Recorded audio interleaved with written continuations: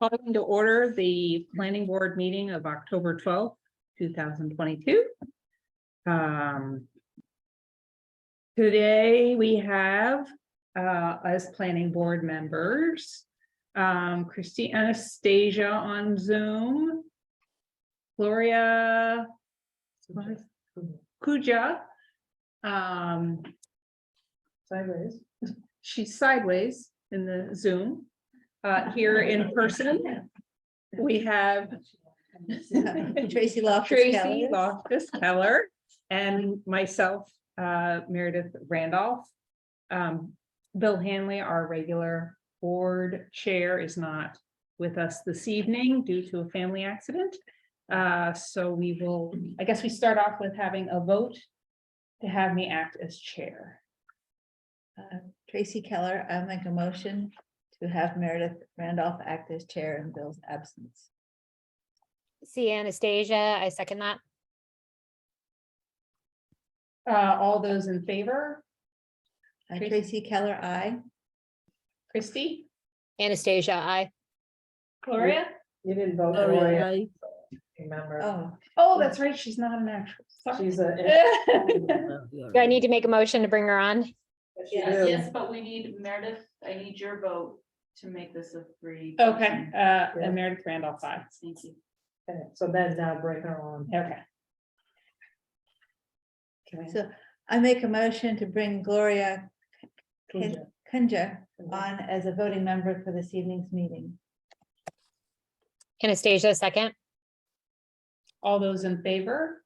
Tracy? Tracy Keller, I. Christy? Anastasia, I. And Meredith Randolph, aye. All right.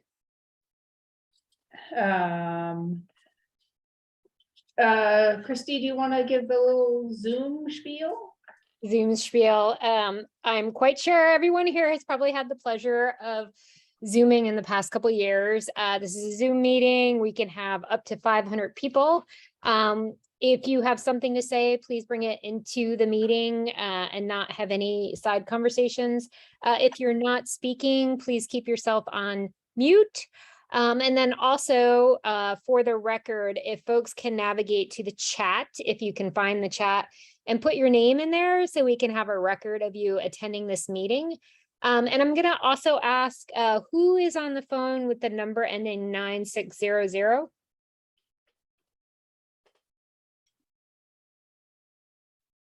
So I'm seeing someone who's showing up with no name and their phone number is 1-840-849-600. Is that a person out there? Is that, who is that? Maybe we'll ask it in a little bit. Maybe they're logged on, but they're not actually listening. So we can check in a little bit, Meredith, and see who that is. So we, for the record, we know who's there. That sounds good. Okay, great. Thank you.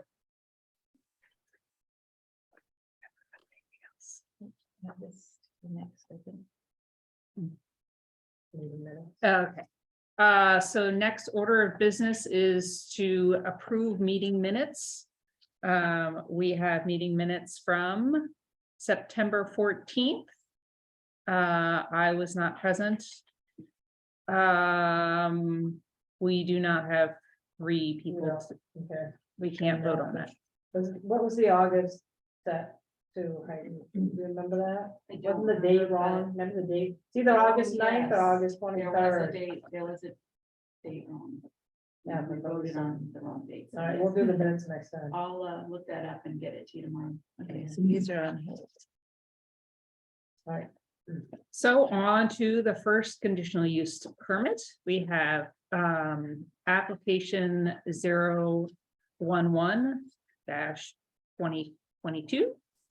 George and Hillary Valentina. Do we have any conflicts of interest on this one? None heard. How do we start? We had a site visit today. public. Yeah, notice. no, public notice, sorry. Public notice, right, so did we have all the neighbors notified and properly advertised? Yes, it was advertised in the September 29th Islander and the butters notices were sent out September 26th. Yes, that's the place. Could the permit be identified as to what the permit's for? Yes, so this is a conditional use permit. Shoreland residential 2, essential services, installation of year-round water line and underground electric and communication lines. Thank you. So Tracy, would you like to give a report on our Sure. site visit? I can give you a general report.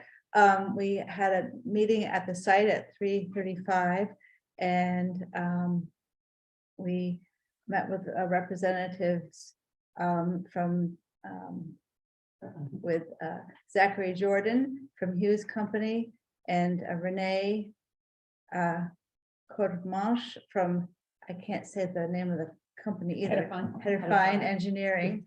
And we stood at the roadside, at the side of the yard in the road and observed where the utility lines currently run and got a good description of the fact that the lines that are currently overhead in front of the house will be put underground immediately under below where they are in the air and will on the uphill will also run under the road bed before going up to another pole, a new pole on the uphill side, and then a new pole on the downhill side. And there was some discussion also about which, if any trees were going to be disturbed by the construction work. And is there anything else you'd like to add, since you were there as well? Recognition that there's a concern of the impact of the new telephone pole on the neighbors, but we will discuss that further. And therefore, we did actually spend a lot of time discussing alternatives and options for the point at which it drops underground and whether it has to be from the telephone pole as it is now. Well, new telephone pole, but in the existing location. Okay.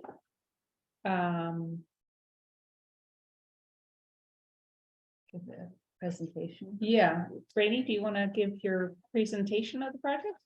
Yeah, sure. Randy Courtemanche, project manager with Hedifine Engineering, here with Mike Hughes and Zachary Jordan, representing the Valentine's Dinner project. Really, this application is for, as was described, utility install to provide year-round utility service to the Valentine's home at 40 Steamboat Wharf Road. So there's a municipal water main in Steamboat Wharf Road that stops short of their property. So it's a roughly 90-foot extension to that municipal water main that's proposed. Near the end of that extension is proposed a service to provide a year-round water service to the house, as well as a blow-off hydrant near the end of the line.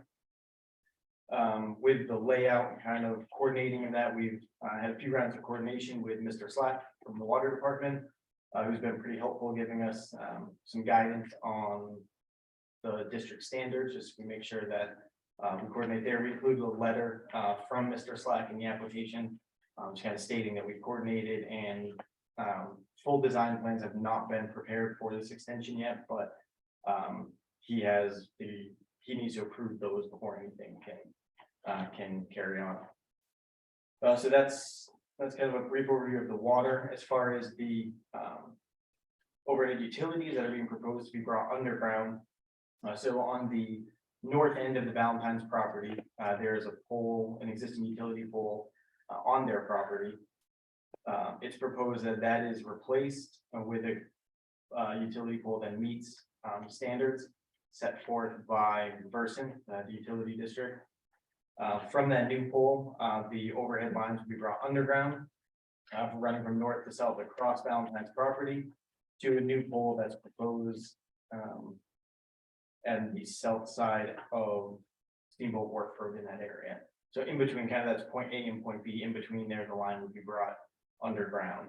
And again, we've had extensive conversations with the utility department about what can and can't happen, where utilities can and can't be located based on what the utility is allowed to do with the utility locations in place now. So that's how we arrived at the locations that they are. So that's a quick overview of this. We also have a sewer line shown here, which we've submitted a sewer permit for. We've also submitted a utility location permit and road opening permit. All those, I believe, go through Ms. Keenan's code enforcement officer. The utility location will go to the Board of Selectmen. Okay. So we've also submitted those. So that's kind of a quick snapshot of what the Valentines are looking to do. Happy to provide more details or answer any questions that the board may have. What was the concern about the pole being on somebody else's property during the site visit? It's not that it's on, well, do you want to express your Can I, concern? yeah, I'd love to. State your name. There's a right of way. Did you state your name? I'm sorry, Judy McPherson. I'm the neighbor, immediate neighbor of the Valentines and the property.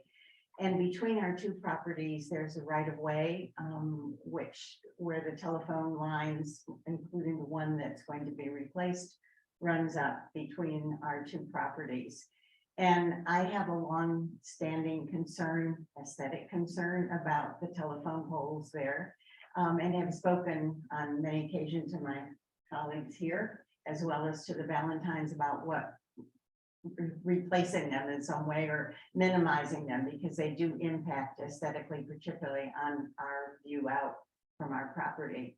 So as we talked about this project for some time, I have expressed a desire that we could explore the options of minimizing the negative impact of these poles.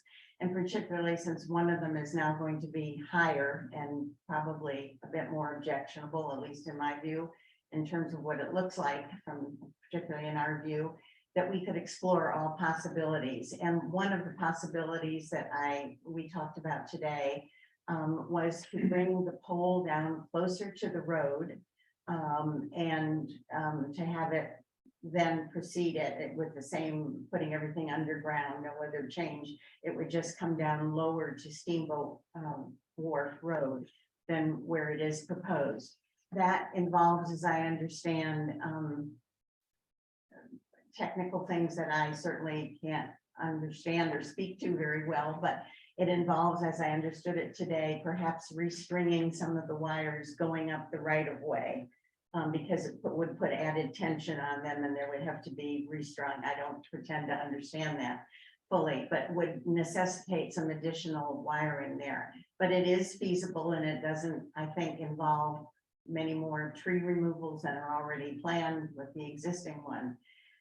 So my wish would be that we would find out the cost of rewiring those poles so that we could put the pole lower.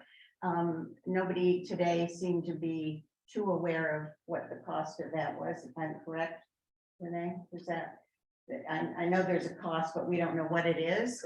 But it probably is minimal compared to all the other underground stuff that's going on. And I would like to at least be able to explore the option of having that be part of the project before we conclude that it's impossible to do anything else, because it would have definite aesthetic benefits for us as well as I think for the Valentines. And they're certainly going to get most of the benefits from what they're planning with the underground stuff going underneath them for both the wires and the water main and all that stuff will be under obviously better. So just to table that to see if there's possibility to get some answers, because there weren't any there today.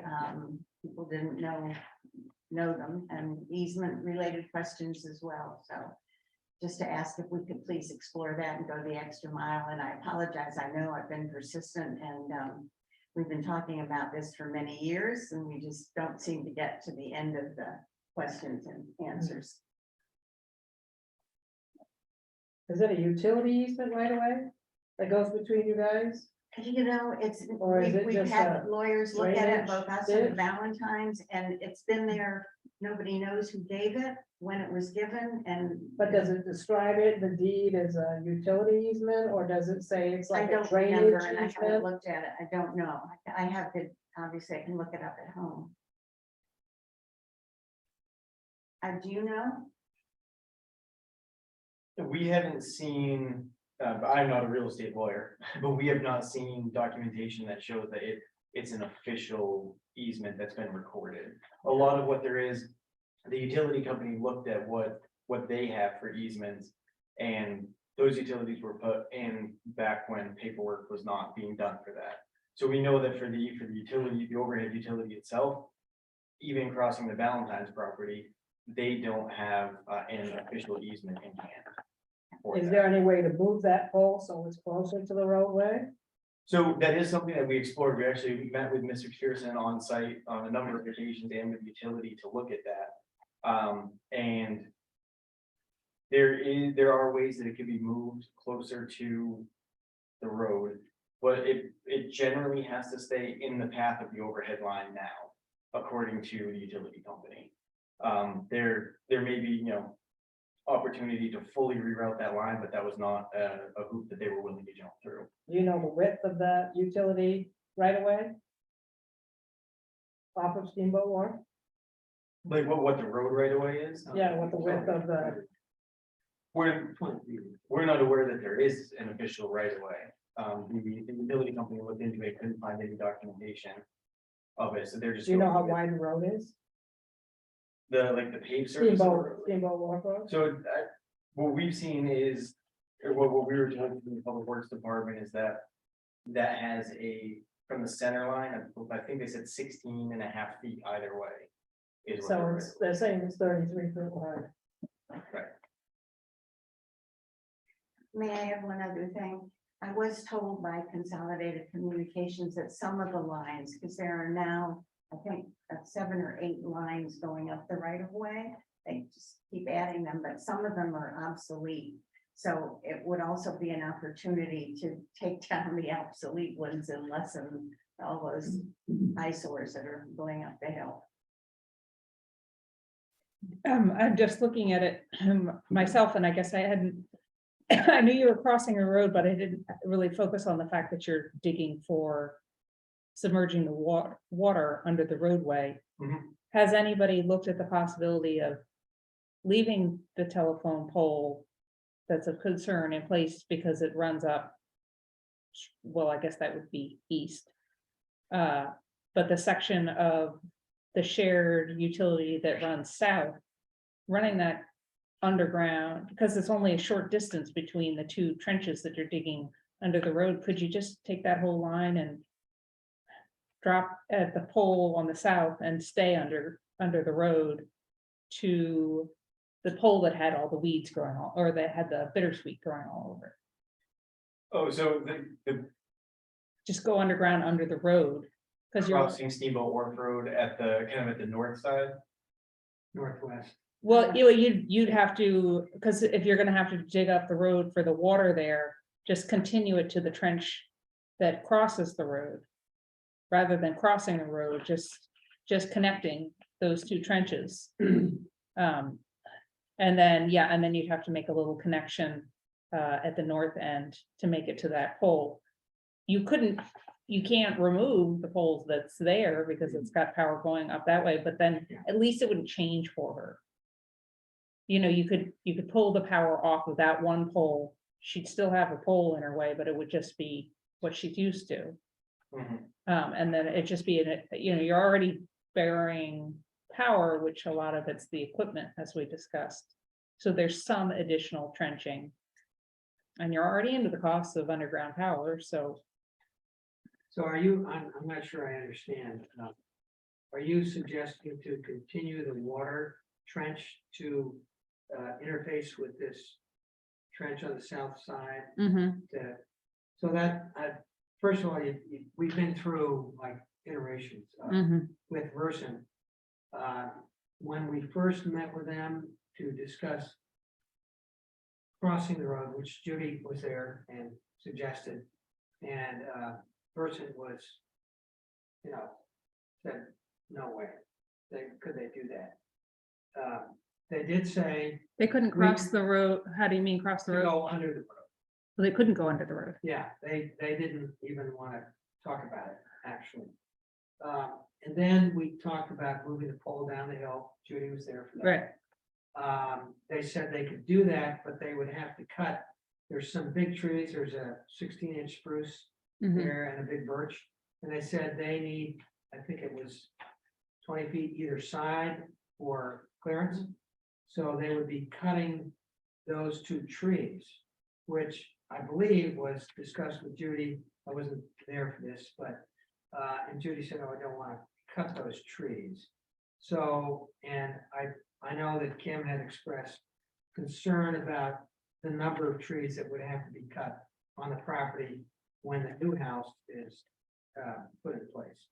So there was some concern about the trees right at the beginning of this whole process, which this is just for the utilities, but there, will be a new house in another year. Mhm. Sorry. So, Mhm. They want to get this part done. So we discussed cutting those trees, and I heard somewhere that trees didn't want to be cut, and that was okay. And the Valentines came and they looked at it and they said, we would rather not cut those trees either. That was, It's the trees, and yeah. this is after back and forth, numerous times. So if I may add, nobody wants to cut big trees, but my point is, I don't see why you have to cut that one big, huge evergreen. There are some smaller birches there that are older, which you would have to cut, but they're closer down to the road. But I don't think there was ever a statement made that I made that those trees were the reason why we had to put the pole there. Because it was never conclusive that you couldn't move it down and save those big, at least that great big tree there. Well, that's what Bob Peasley from Versant said. Well, Yeah, Bob he's- said he could put the pole anywhere is what I remember. Right, but it's on the Valentine's property, so it's kind of moving parallel to the property line down the hill.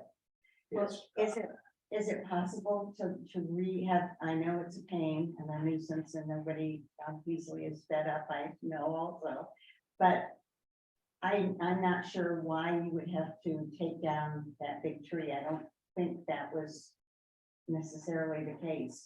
And I don't feel like there's been a clear answer given on that, or that somewhere you couldn't move the pole down closer without minimizing trees. You're already cutting a huge swath if you leave it there, this wouldn't.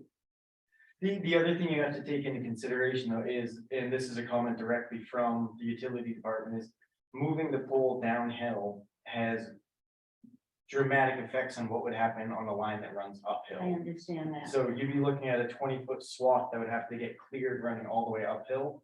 And the Valentines have stated they're not willing to, they are not going to make a change that causes clearing to be done up there. And they also don't want to lose these trees at the northwest corner of their property. They value those. On the swath, that's what I thought we understood today on going uphill. I understood that they'd have to be rewired, but that we wouldn't have to cut a swath. If the pole goes where it's currently proposed, then person will say all of that, person.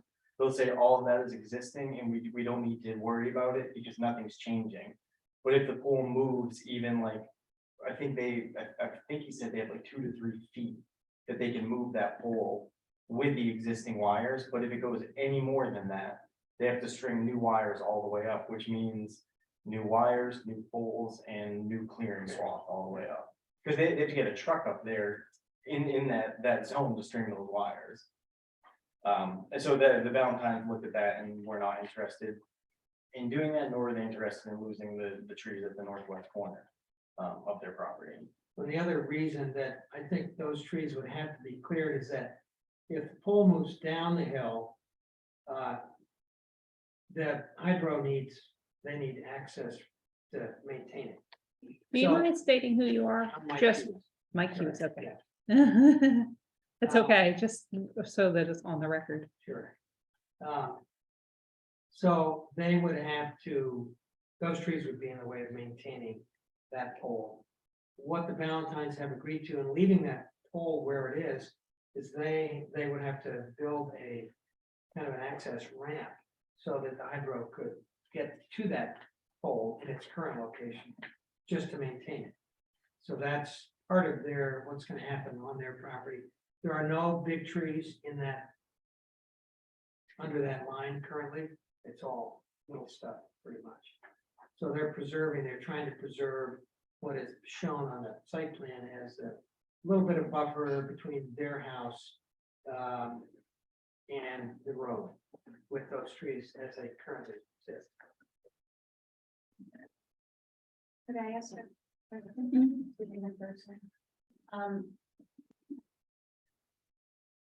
You seem to know definitively, Renee, that they would have to clear a swath going up the hill If the pole moves downhill, correct? just to restrain those. Mhm.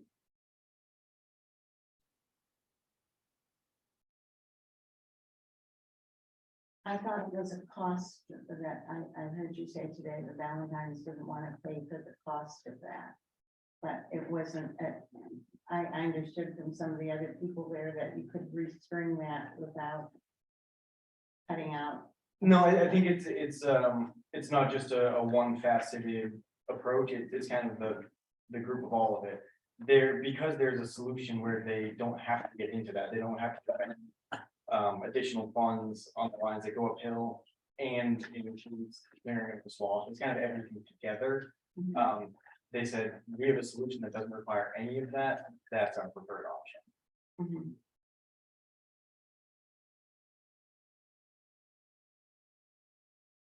I'm not sure where we leave it. I have not heard the answers or have not understood directly from Peasley, the power guy who came, or from Valentine's or anyone about all the permutations and possibilities of going up to that. I only know that I heard you could move the pole down and that would be feasible without, I understood a whole lot of disruption of the foliage and trees and so forth going up the hill. I know we did have that conversation on site, and I think it was just sort of we talked about so many things that it was okay.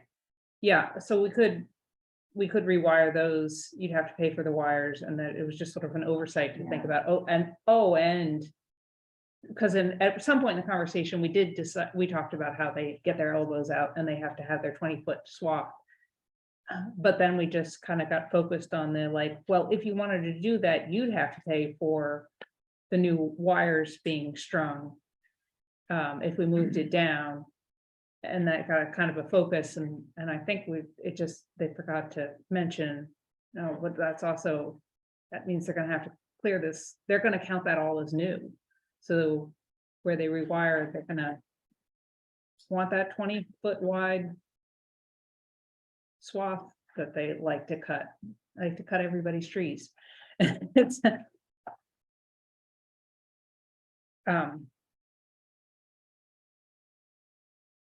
well, I guess if you feel we've discussed the points of view, I guess the thing to do is to start reviewing the application.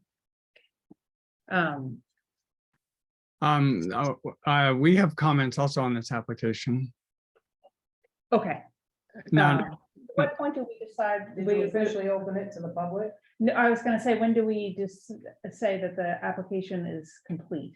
Not until you let the public, Okay. you have to let the public speak first. Okay, so let's open it to the public. I I don't want to interrupt Mrs. McPherson and her comments. I just didn't want Yeah, the I think vote to happen. I think she said her bit. Okay, I'm Todd Midland. I'm here with my wife, Abby Simpson, who's out of the picture right here. We are the owners of 11, 13, and 19 Steamboat Wharf Road, which would seem a little remote from the Valentines relative to this discussion, except for the fact that we are very concerned and tuned in to everything that's happening with the water main, and particularly the blow-offs that hopefully eventually will be moved to where that water main is terminating. Before making my comments, I didn't catch his name, but the man from Hedifine, he made a comment about the Valentine's extending the water service beyond where it is at the, well, it isn't anywhere right now, but where it's proposed at the hydrant. And I'm not sure I heard you right, but also extending the blow off valves, or did I hear either of those things correctly? Yeah, so there was an extension to that water main, as I'm sure you're well aware, last year that was put in up to about right around the driveway for the rails project. So that's the proposed start of work for what's being proposed now. And it would extend uphill about 90 feet, which gets to a spot on the Valentine's property where they can bring their service over to the house. And also at that location would be proposed a blow-off hydrant. Okay, so you would be creating an extension to their property and a new blow-off valve there. And Correct, okay, and so with that blow-off valve, do you have drainage planned for the blow-off valve? Yes, we do. There's a ditch in that area that we have spoken with the water district about, that being the drainage point for it. And is the district satisfied that that can handle the termination of all of the blow-off water for Steamboat Wharf Road? Yes, we are. Yes, we are. Oh, okay, great. Okay, thanks for those answers. And then again, maybe I misunderstood you, so interrupt me if I'm wrong, but my understanding is that the only work that's happened at Ringing Point LLC is the installation of the hydrant and installation on the significant infrastructure installation on the property. That the actual 10-inch water main that was proposed to go from there to the library hydrant has not been installed.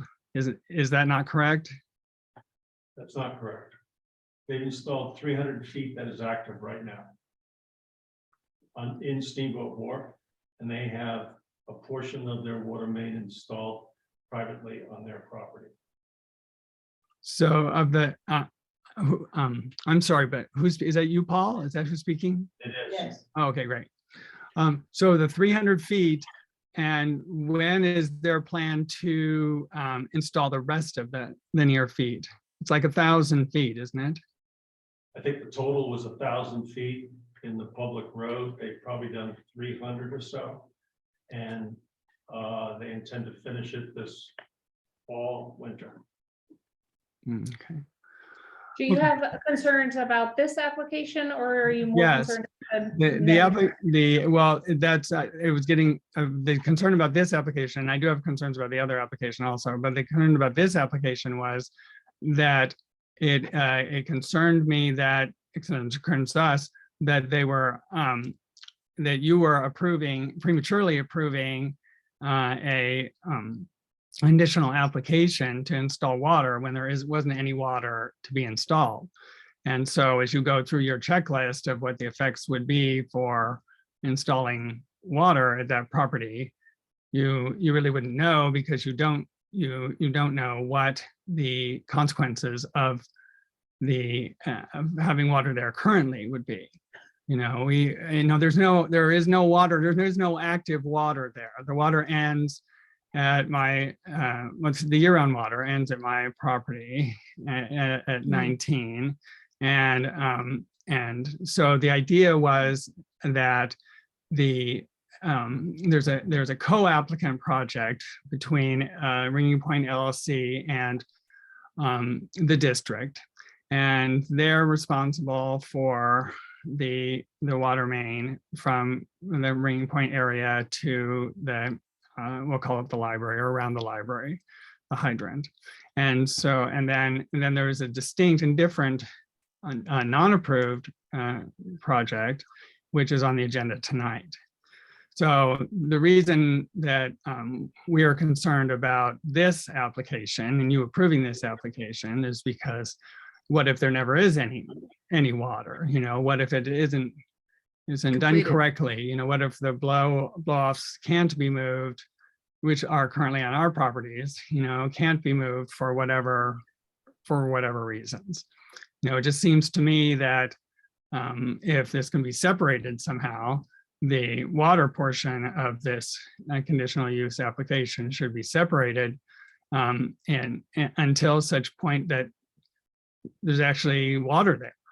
And you and Paul can evaluate it and evaluate its safety, and other people can evaluate, you know, we can evaluate, you know, the effect that it's having on hopefully the repositioning of the blow-offs on our property and so forth. So those are our concerns, or that's our major concern, is we don't understand the rush to approve a project for water use when there is no water and may never be any water. You know, as far as we know, work has stopped, work has not started again. This project, as far as I know, is not bonded. The only good thing, not the only good thing, but a fairly reassuring thing is there's the co-applicant. I don't know if a co-applicant is the same thing as co-responsibility, the party, but the co-applicant is the district, you know, and so, you know, perhaps the board can find comfort in that fact, but absent that, you know, we feel that the planning board should not be approving water to a property when there isn't water anywhere near that property. You know, if they wanted to bring it all the way from my property, that would be different because there's water there and they know the safety and they know what it is, they know the pressure, but that's not what they want to do. And we want the Valentines to have what they want. Eventually, they're very nice people, you know, but, you know, we want to make sure our interests are served. Yeah, I'm just confused as to whether because Mitch Rails already has his application approved, so that's moving forward. That's the co-application that I'm talking about. That's the application that is between Ringing Point LLC and the district. They're co-applicants, and you approved that last year in Right. 2021. So it's approved. The issue is that it was supposed to be complete in the spring, and it wasn't. And we had a discussion with his consultant about, you know, the blow-off valves and drainage, and it was not a very satisfactory discussion, but we started it. But we thought, well, we don't, you know, when we talked to Paul, then the consensus was, well, we'll get that done, we'll get the district part done and make sure everything is up and working and then go forward. So we understand that they have their approval. But there isn't water there. And we don't. Yeah, Paul, what is your? Okay, a couple of things. We did say that there is water there existing right now. There's an active water main that's 300 feet long that can be extended to satisfy the Valentine request. That can happen right now. Todd, the issue that you have is with blow-offs. We've talked about this numerous times over the years. You purchased houses in 2006, 2007, 2008. one of those houses had a blow off installed at that property. It's been there for approximately 40 years. That's something that you purchased at that time. You extended the water main to get year-round water to your house at number 19. In order to do that, there had to be a blow-off installed at that point in time so that the summer main that connected, that went further down the road at that time, could be drained. That is something, all those permits were done, they were approved, they were processed. What we said about the blow-offs that are existing at your house, we advised you at that time, and nothing has changed, that these blow-offs will be reviewed after the water mains are installed, after they are running, and we have the ability to review water quality issues. Let me ask you a question, Todd. How have the water blow-offs been? Have you noticed any change with the blow-offs this year? Yeah, I'm not sure. When I was there, last I was there in September, the blow off, I'm trying to remember, the blow off in 19, the seasonal one, I think had been, that's the valve that can be changed so that it can go into 13. And so that wasn't running, but the other one, the 13 was running. And there's deterioration. There have been no blow-offs running since April.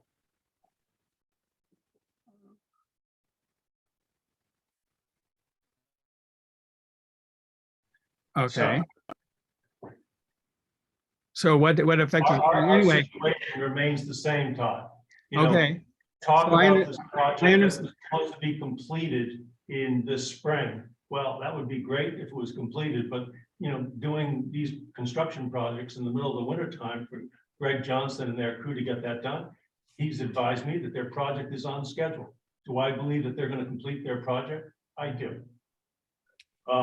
So once they're completed, and during this time, we have very short windows. We've got 4 weeks in the springtime, starting sometime mid-April to mid-May to be in the streets. We're dealing with potable water that can't be frozen.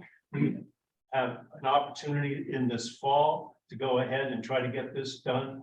Same window, roughly a 4 to 5 week period of time. If we started earlier in September, that would have been great, but we are where we are. And we're trying to get it done before the plant closes. We're trying to get our portion done now. We have pre-developed our project by doing all the infrastructure rebuild around the fountain 2.5 years ago. This whole thing has been discussed with you, and I really don't understand why you keep talking about the blow-offs.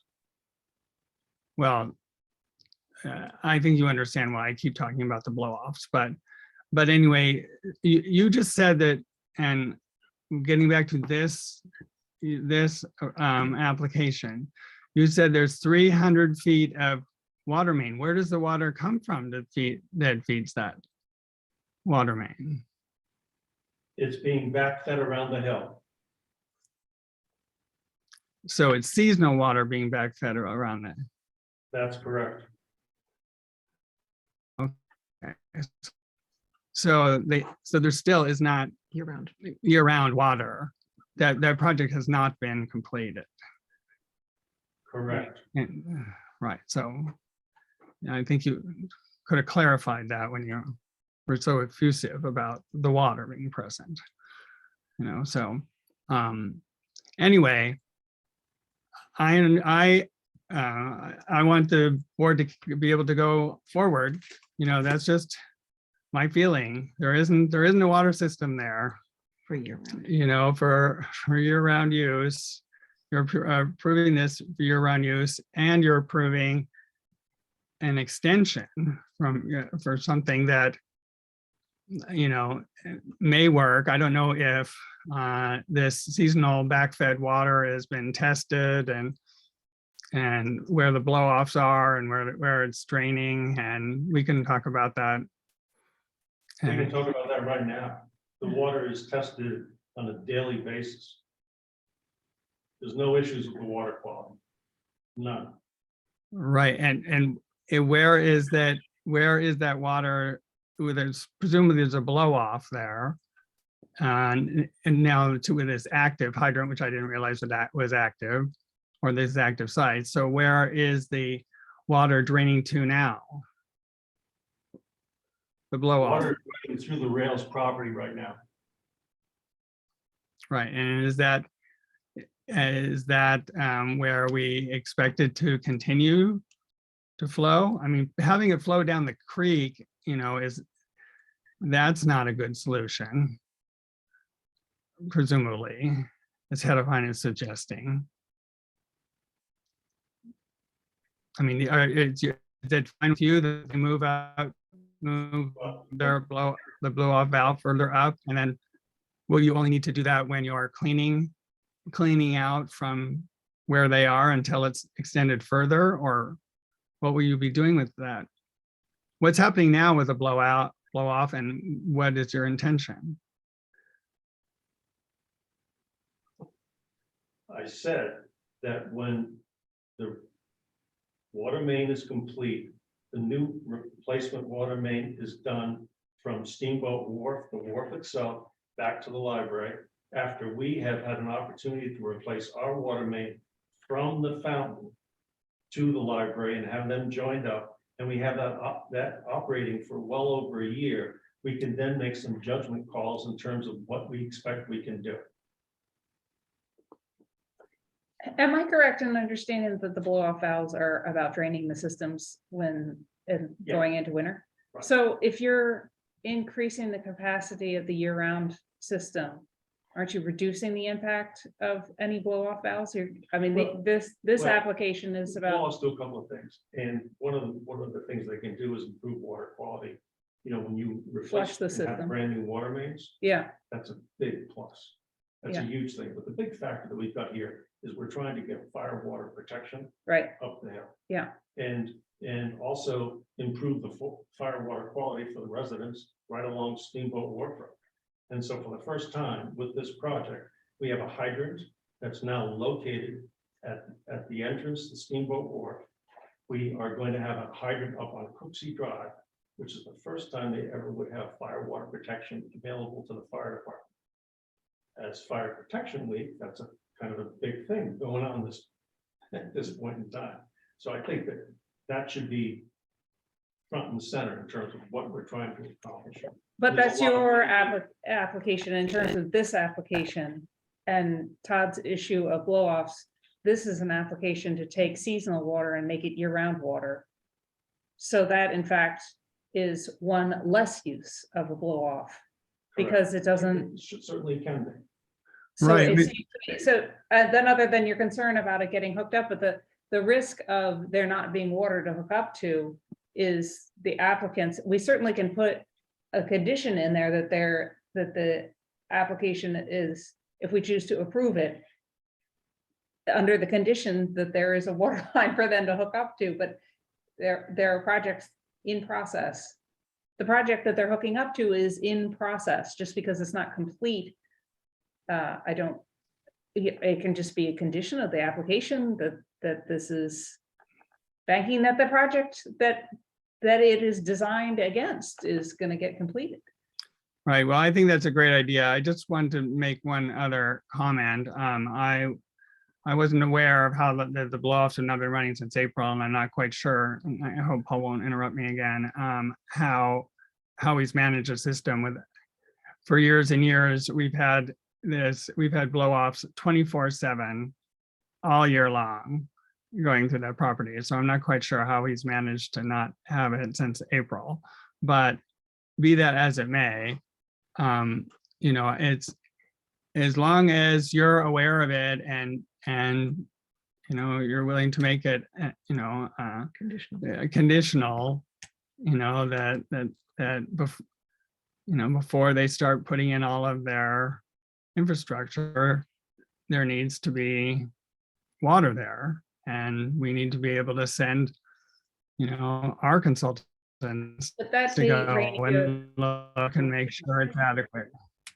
would that have been your plan anyway? Would you started burying this before the rails project was done? It's the same design engineer, Greg Johnson is Right. designing Rails project. He is also going to be hired by the Valentines to design this extension. Yeah, And it's going to be the same contractor installing them both. So we have zero concern. There's also another point to be made there. Todd had raised questions about sheeting of water and sent through various pictures uh-huh. of water drainage situations at the end of Steamboat Wharf Road. And so Greg Johnston has plans and has worked with the town. Tony Smith, Public Works Director, advising him that he is going to change that road grading there to accommodate that sheeting of water. And he's going to do that at the same time that they install the main extension. Mm-hmm. But Paul, you don't know where they're going to eventually install the blow off piping. Blow off piping. Or is- drainage, the drainage from the blow offs, there's the same kind of drainage that goes through our properties now. Is it going to go into the storm drains? Is it going to go over the wall? It can't go down that creek below the McPherson's, in a medium rain that overflows. Presumably, nobody will want 24/7 water going down there. I see that somebody else has their hand raised. Do you mind? No, go ahead. Who's SW? Hi, this is Sanford Whitehouse. I live at 10 Steamboat Wharf Road and had a couple of questions. Sure. May I proceed? Okay. Yes. I apologize if this first one has been answered before. The current services that are on Steamboat Wharf, are they going to be hooked into this new water main that is going along? Yes. Or is there going to be staying to the existing? Okay, so they will. And will the water distribution boxes also be changed when that is happening? We're going to evaluate the service connections from the existing main to those boxes. The new main is going to be placed in the exact same trench. So if we need to, we're going to replace those service lines to those boxes, and we would also then end up replacing those boxes. Okay, great, thank you. Another question along that same line, I represent the executive committee from the Seal Harbor Yacht Club.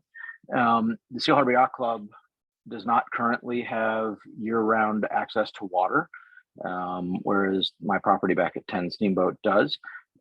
Will the Seal Harbor Yacht Club then be getting a new service that will be year-round as well? The year-round service is going to depend upon how they would like to hook it up, because there's an unusual, I believe you're talking about the yacht club right there, right? Yes, So, correct. Yeah, so that service line goes underneath the road. I mean, a lot of that area is not even buried properly. That's going to be that's going to be up to them. And I'm pretty sure that this is all relevant to the next application. No, no, this is. No? Okay. This is the one that you've already approved. Okay, but how does it apply? Is it relevant to the No, it's not. Valentina's? No. Okay, Not at all. I know they're kind of getting mixed together, but let's try to get through this application. We're not gonna have anything to discuss. Sure, with okay, the next sure. application. Sure, I apologize. I didn't mean to jump ahead for you It's on that. gotten confusing. It's not your fault. I understand. And okay, so I'll leave that one open-ended. And one last question I had was, and I'm not sure if this is germane to this application as well, but you did mention that there would be some changing of grading going on with the road as well. And I just want to make sure that we at the yacht club would be included in that discussion, because I believe that that would be potentially sending runoff down through our property, which extends from the house of the yacht club all the way down to the road that leads down to the town dock. So if that grading in that area, is that what you were suggesting is going to be changing in there? I'm sorry, I might have misled you. We're only talking, the regrading that Greg Johnson was going to do was basically only right by the Steamboat Wharf driveway, that one particular area. Okay. And no grading change. I can't comment about grading changes that he has for the rest of the project, but I don't believe so. Okay, understood. Thank you very much for answering my questions. Sure. Do we have any other public comment?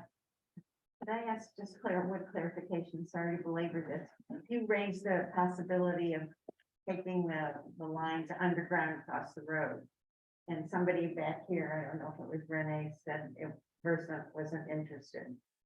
Did I understand that correctly? They were interested, or did the Valentines consider doing that as part of a way to deal with it? Because I'm sure I can understand there's not one do it on it out of the goodness of its heart, but Valentine's asked to do that or no? It was an ask that was made, just kind of when we were looking at what options were on the table, and that one was immediately removed by Versant. They said it got too complicated when you got back there, and Bob had no interest in entertaining a connection to that pole on the opposite side of Steamboat Wharf Road. I think I that's think probably that's the key complexity of something about like Yes. trying to come up the pole or something, I don't. Yeah. Okay, well, thank you for clarification. Yeah. Just I hate to lose any opportunity to gain some advantage on this, so. Yeah, So I think it should be clear to everybody that the Valentines are going to considerable expense to kind of improve the aesthetics for that portion of their property. I mean, what is there now? You saw the lines today. It's a significant group of lines that will no longer be part of the, neighborhood. They'll be underground and invisible. So I think that is to everybody's benefit, and it's not a small effort. So adding further complications to something that is already pretty complicated is, puts the project in jeopardy.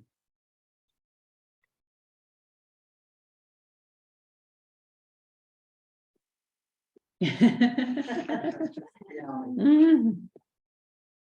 It is a question of benefit to all of us, though, as opposed to benefit to them at the expense of perhaps our property. There is some question there, I think. Well, I think the Valentines are updating what they're putting in, whatever they're gonna put in underground is gonna be far superior to what's there now. And it hasn't even brought into effect the fact that if that pole should snap off tonight, well, Versant's gonna put the same pole we're proposing to put in there. So we're not trying to go add any extra additional things on than what Versant's requiring. We're just simply trying to meet what their demands are, what their standards are.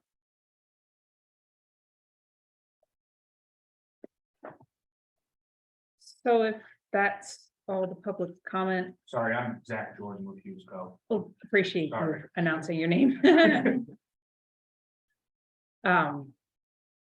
Ready to close public comment?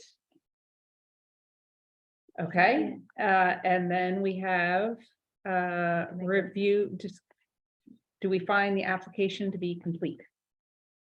I'm Tracy Keller. I'll make a motion to find the application complete. Anastasia, second. All those in favor, Tracy, Tracy Keller, I. Christy, Anastasia, I. Gloria, Gloria, I. Meredith Randolph, aye. And do we think this is worthy of doing the short checklist?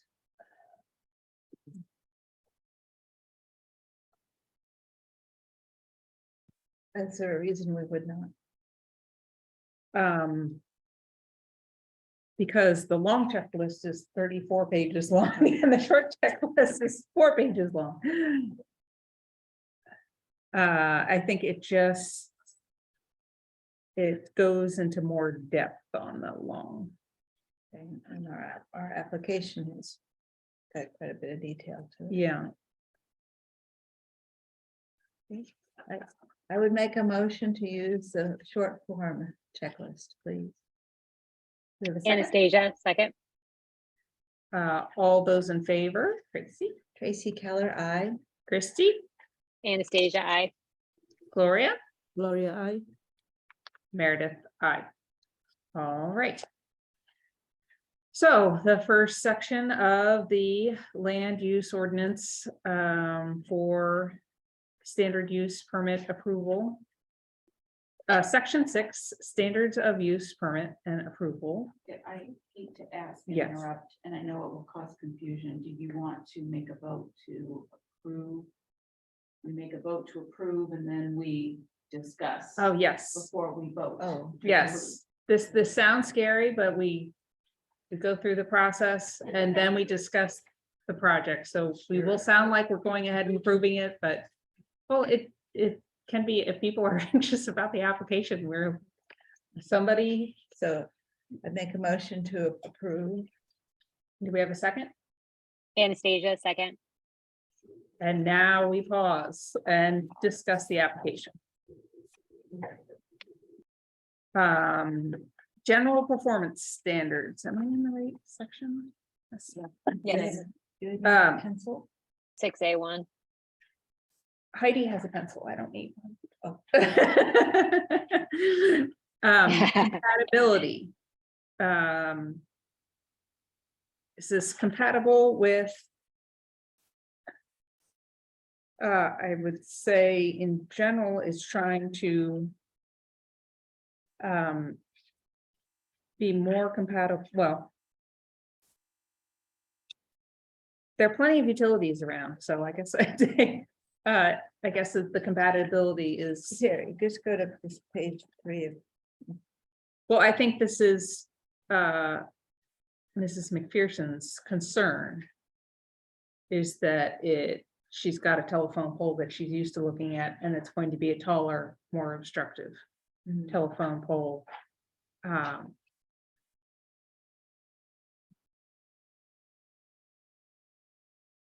But unfortunately, I guess one of the concerns that somebody brought up is that it could snap tomorrow. And then Versant would come in and put in this type of telephone pole anyway on you. So it may be a change that fate could bring you tomorrow anyway.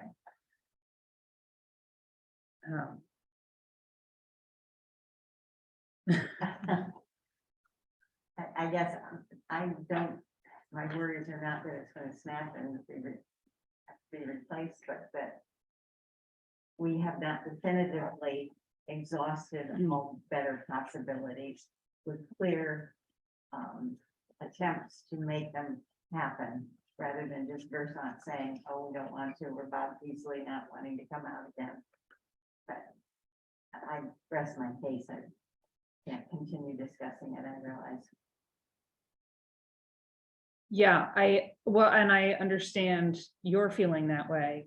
I guess I also listened to Rainey saying that they've been working on this since 2016, and they have a really fat folder full of attempts at this, and I just am not sure that the people doing the work feel that they really have, just getting the impression they feel they flogged a dead horse at this point, buying people lunch and everything, right? I guess, and I don't, I understand, yes. yeah, and I fully understand, I want every path to be explored for your interests. I just am not entirely, I'm somewhat convinced that they really have. From what would you do? Have you seen any opportunities that you didn't feel were explored from the site? No, I just don't see, just because that the subject pole is a real junction point where it does have the utilities that you're going to move now, and it carries the weight of all those other ones, and it's just the proximity to other things. If it just carried the utilities there in the front of the house along the road, that would be one thing, but because it's a sort of It's an intersection of the Yeah. power. Yeah, it really It's is. a junction. Yeah, Yeah. junction, yeah. I'm not, I just don't, I'm not able to see where it could go. Yeah, and I guess the things that have come up, I feel like they've said, moving it downhill, that they forgot about the clearing the 20-foot swath, but that was why we were talking about when we moved it downhill, what they'd have to do when that was the downside. So the concept that if you restrung the wires going uphill, that seems logical that they would have to do the same thing, and that the Valentinos don't want to cut down a 20-foot swath up their property. Does make sense to me.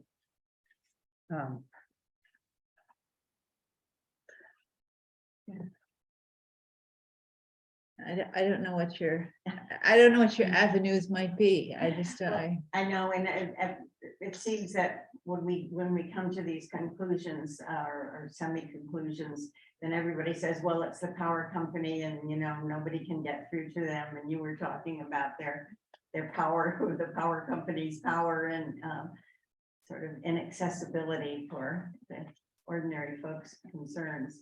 So I don't know, because I have no capacity to understand how much the power company could be further involved, how much the Valentines could ask for further involvement, and the cost of that, I don't know.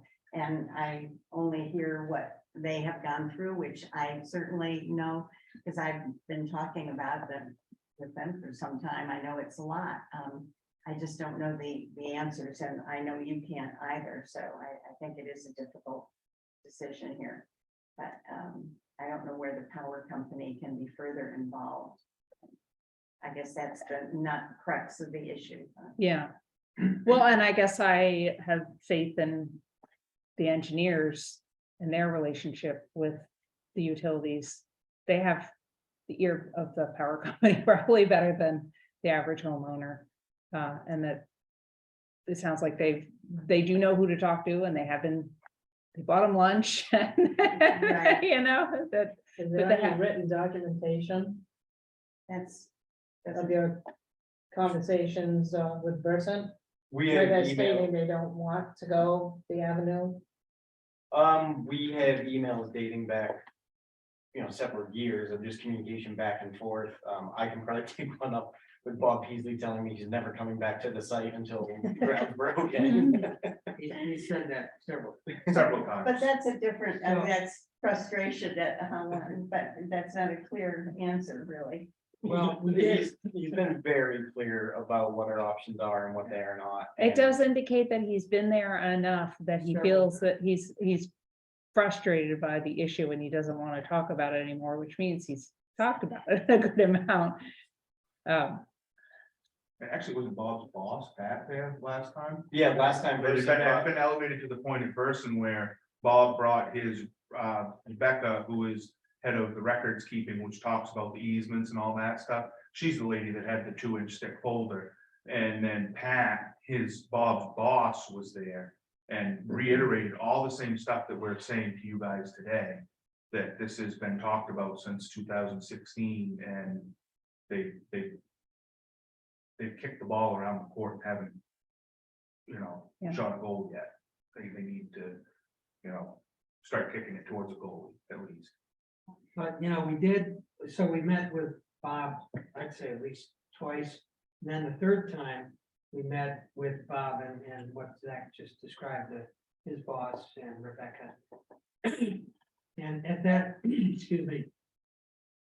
At that meeting, Versant did agree to allow this pole to go across the south side of Steamboat Wharf Road, which was not. Previously, we had heard, oh, you can't do that. But they agreed to do it. And I think the north end of the property is it's such a complicated mass of wires going 3 directions that despite being told we could move the pole down the hill, but there's a pretty significant cost and an environmental impact of doing that. Once you do that, you have to, as we've said, clear the lines up the hill. And there's you know, somebody's gotta pay for that wire extension. Which the Valentines don't need to do, they're already spending quite a bit of money just to do what they're doing. Which I think does improve the neighborhood, you know, the looks in the neighborhood. It's gonna look better than it does now, that's for sure. Well, not for one neighbor, but. But at the end of the day, we're talking about a pole in the same spot where there already is a pole that's a few feet taller. I can't tell you exactly how many feet, but we're not talking 20 feet taller. It's a slight increase in the height of a pole, but it's gonna have this less wires coming and going than it has now. Is it 45 feet? It's a 45-foot pole Yeah. that's proposed. What's the one that's there now? Like, We don't no know. more, Somebody estimated today that it would be about 6 to 8 feet taller.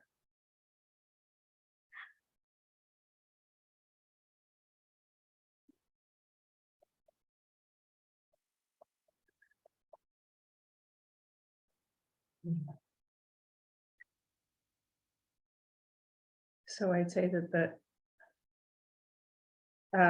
compatibility issue.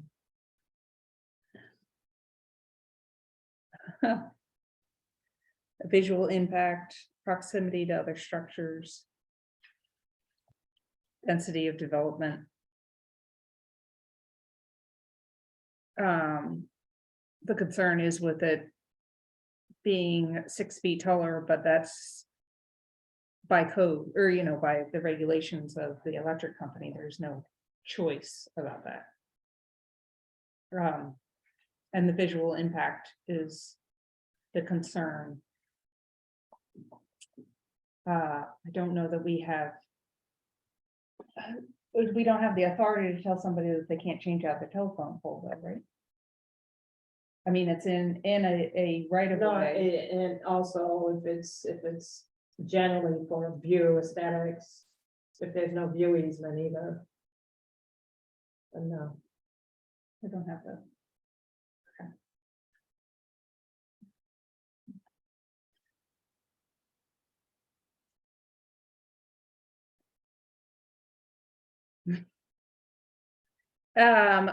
Let's see, when we do this. So I guess we'd say for compatibility, see application.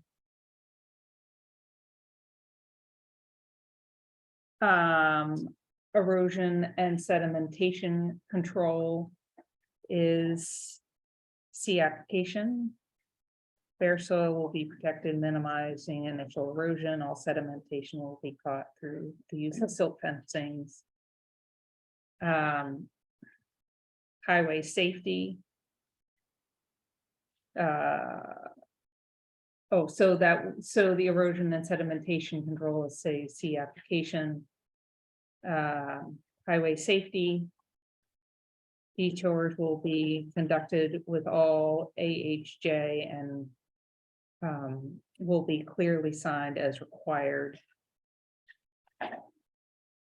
So see application, impact of town sewer services. See attached letter from water districts, so see application. We've discussed that fairly thoroughly. Land suitability.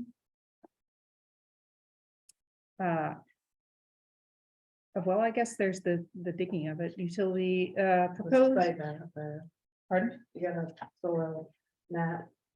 Oh, in the okay, packet. excellent, so see application. There's no lighting, so that's NA.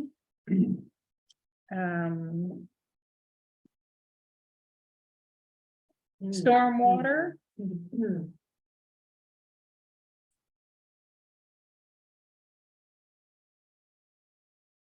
We got the plans. we have Yeah, water, Yeah, stormwater plans. Yeah. So Yeah. see application. Yep. Vegetation.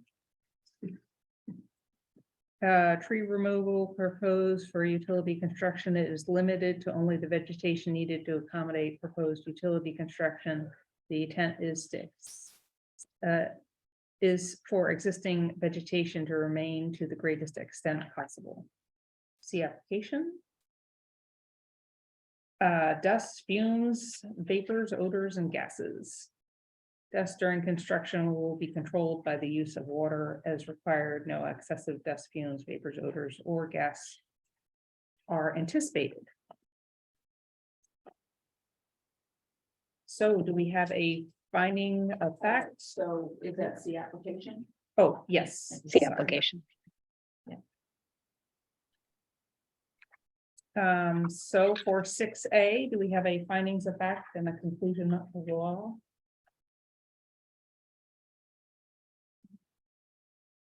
So which? So at the end of Yeah, the second. but I don't know which ones are they all applicable or? All except for 6A6. Okay, Oh, sorry, that's why you wanted me to have a pencil. yeah.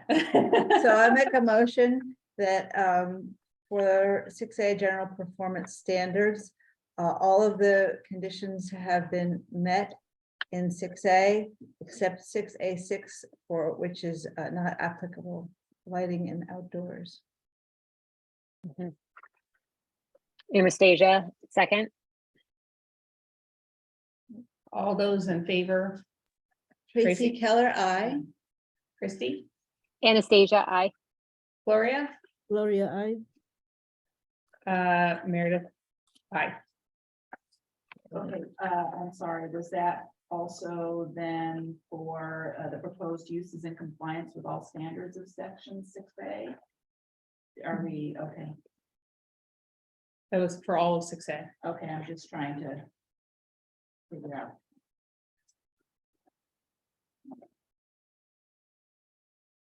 Specific performance standards for activity use, land use. This is not agriculture. This is not a air landing site. And just to clarify, those are not applicable because of that. Yes. NA, 6B7. excavation, it is not involve excavation. It doesn't involve fences and walls. Excavation and buildings. I was gonna say it does. Yes, Involve that's applicable. excavation. Oh, it is, I probably wasn't Yeah. enough. 6B7. Thought that was This. And read that part. utility construction, oh, right, they have to dig the trench. Utility construction is anticipated to involve excavation and fill of approximately 130 cubic yards of soil to accommodate the installation of the new utilities. So see application. So back to fences and walls, not applicable. Sign regulation, not applicable. Wireless communication, not applicable. Animal husbandry, two, not applicable. Mobile food vendors, not applicable. Findings of fact and conclusion of law. Meredith, Yes. I think that this is where the short, do we have to do 6B12 mineral exploration and extraction, which is NA? That's not on the checklist. Yeah, I think it's one of those places maybe where, Yeah, yeah, so 6B12 is mineral exploration and extraction, and the application has NA checked off. thank you. Oh, no, it's in- let's see, what's that? 6B12, which is on page 10 of 23. Oh, You need another set of hands to get involved. Are we down- Okay, Are we down to the end of? yeah, 6A. 6C. Oh, you Okay, gotta wait, vote, I've got to you make gotta- a motion. Oh, yes, sorry. Regarding 6B, I found that for the only thing that is applicable here is 6B8 fences and No, walls. 7. Oh, where am I? Excavation and filling. Sorry. Yes, excavation and filling, for which the standard has been met. 6B7. 6B7, In conclusion of laws, standards met. the standard. Oh. has been met. Yes. All those, oh, No, we need a second. now we need a second. Yeah. Christie. Anastasia, second. All those in favor, we'll start with Gloria this time. Gloria, I. Tracy Keller, I. Christie? Anastasia, I. Oh, Meredith Randolph, aye. 6C. Shoreland zoning. Shoreland zoning standard, and this is actually in the shoreland, isn't it? Yep. Okay, We'll need section 5.9 as well, yes. Yes. Have one. We have one. Here. No, I don't have one on either. Sorry.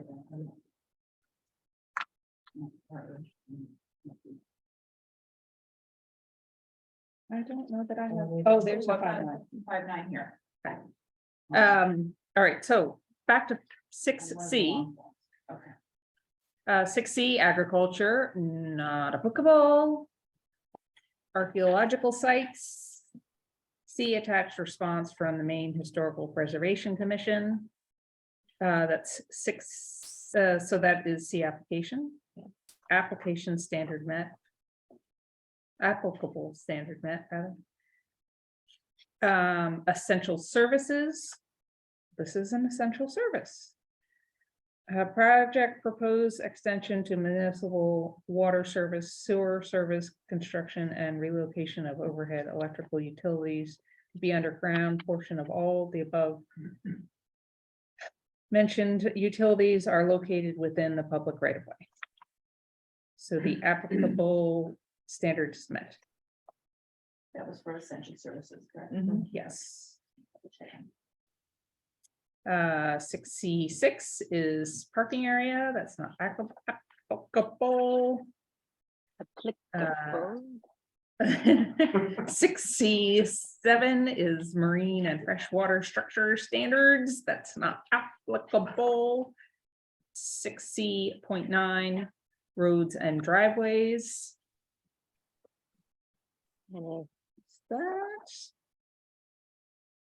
Don't know, I didn't timber harvesting in there. Anyway, not even. Wait, you We read don't about even do the. it. well, I could read this little part. the yeah. driveways.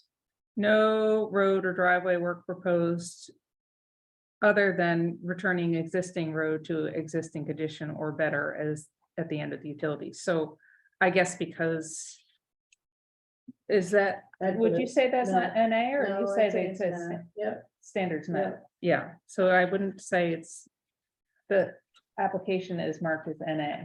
But they put an explanation. They did. It's not an initial.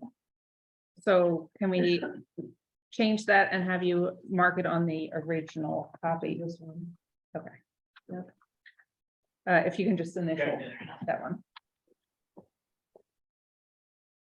And then Timber harvesting. that's in, I don't have on my form. Yeah, Yeah. that's an old one. That should be NA. It should, Okay, we don't even have timber harvesting anymore. okay. And good. And then- Water quality. water quality is 11 on the checklist and 12 in the application. Right. And applicable standard met. Yep. But there's, oh, see erosion control and details attached. Okay, so what do we do for that one? We have essential services and roads that were Okay. applicable. So, Well, so was the archaeological sites. Oh, that's right. 6C2, 5, 9, and 11 on my form. Right. Are the four archaeological sites, you essential want to services, give that a try? roads and driveways, water quality. Roads and driveways. Yeah, yep. And then water quality, which is either 11 or 12, depending on where you're looking. Yes. Do you want to give us a findings, fact, and conclusion of law? Who, me? No, let's have Tracy do it. Okay. So, the applicable portions of the shoreline zoning standards are 65 essential services for which the application has been met. 6B2. 6C2 archaeological sites for which the standard has been met. And you said it's supposed to be 11. 6C9, roads not and driveways. 9. Roads and driveways. 6C12, water quality. 6C12 water quality for which the standard has been met. And The conclusion of law is the standard is. so the conclusion of law is that all the standards for 6C have been met. Anastasia, second. All those in favor, Gloria, Gloria, I. Tracy, Tracy Keller, I. Christie, Anastasia, I. oh, Meredith Randolph, aye. Where did 5.9 go? Had a 5.9 here, okay, there it is.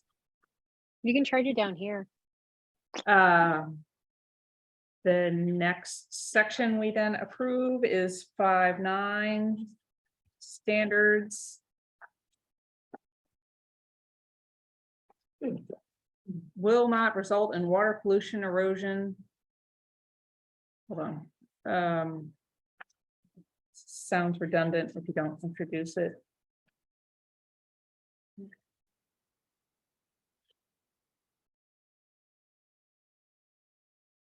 In addition, in all shoreland areas after the submission is completed, submission of the complete application, planning board shall approve an application or With condition. approve it with a condition if it makes a positive finding based on this information present that the proposed use 5.9.2 will result in water will not, that's an important word to include, will not result. You're missing 5.9.1. Yeah, I am. Maintain safe and helpful conditions. Well, that's not on the application. It's not on the application. It says 5.9.2. Interesting. Because they use the 2014 application, that's okay. Okay, so will maintain safe and helpful conditions. The application. We can say see application, even though there's nothing. In it. Yep. Uh, 592. okay, Right 5.9.2 here. will result in water Will pollution. not result in water pollution. I don't know why I keep on skipping that word. Will not result in water pollution, erosion, or sedimentation to surface water. See application. Will adequately provide for the disposal of all wastewater. It says NA. Would you say that's an NA? I mean, it involves a sewer line. We put NA because the sewer line actually doesn't fall. From our conversations with Tony, the sewer line didn't fall under conditional use, that was under the sewer permit. Okay. So that's the only reason we put it, but we're happy to say C application if you want. What do you think, Kim? Yeah, it is a separate application. Okay. So that's not applicable. Not applicable. Will not have an adverse impact on spawning ground, fish, aquatic life, birds, and other wildlife habitat. NA, NA? it's not a designated habitat. area. Oh, okay. Will conserve shore coverage and visual as well as actual point of access Lord. to inland and coastal water. NA. Will somebody else want to read it? Will protect archaeological and historical resources as designated in the comprehensive plan. And Yes, NA, because yep. Spees email said it's not applicable. From the Arthur Spees from the archaeological. That's why he's got NA. Because it's not regulated in that area. Okay, so we covered it in the first section and now we Yeah. can say it's NA. Yeah. Will not adversely affect existing commercial fishing and marine activities, NA. Will avoid problems associated with floodplain development and use. NA, it's too high, is in conformance with the provisions of section A, section 6A, 6B, and 6C. And the standards have been met. I make a motion that, the, that, 5.9, 1, 2, and 9 for the standard has been met. And everything else was not applicable, so therefore, standard 5.9 has been met. Anastasia, second. All those in favor, Gloria, Gloria, I. Tracy Keller, I. Christie, Anastasia, I. Meredith, I. Do we want to have a condition of the application saying that That they'll connect to the water line once it's in. that it has to be, that it's approved under the condition that there will be a water line connect, that there's a new water line going in? Or how about if we say that the condition is that it will be connected to the water line once the water line is in existence? Well, there is a water line that's in, yes. If I can make a suggestion. There is a buried water line in the road that's seasonally active. Their current service is seasonally active. So if they put it in and connect, they're seasonally active until the time when that main in the road becomes year round. So it's really no, if they connect to it now, it's no change. It's still a seasonal line for them Right, until it becomes something. And it's also nothing they have control right. Right, but the district has control of it. You put the condition that it can't be installed until the district takes control of the system and approves it. And is maintaining it and approves it. You're approving an extension of a water system that has not been in and approved, even though Paul says there's 600 feet of it of summer water run back and forth. They could do So this. I just want you to, I know it's not appropriate really for me to talk, but I just want, you know. But they could put it in It has what, been approved. right, and what Rainy's saying is that it can be attached to the seasonal water. This whole thing could be done as a seasonal water line and just hooked up to the seasonal line if they don't change, if for some scenario it wasn't changed. The portion of the line that they've completed has been tested and approved, and it's in use. Okay, Oh, that's good news. Right. so do we want to have any conditions? Doesn't sound to me like there's.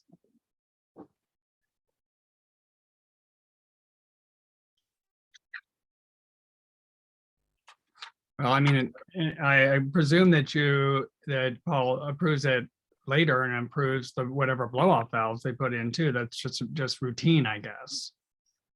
If he's saying that right now that it's proven. There's another application that they have to do with water district, right? Do they have an application with you?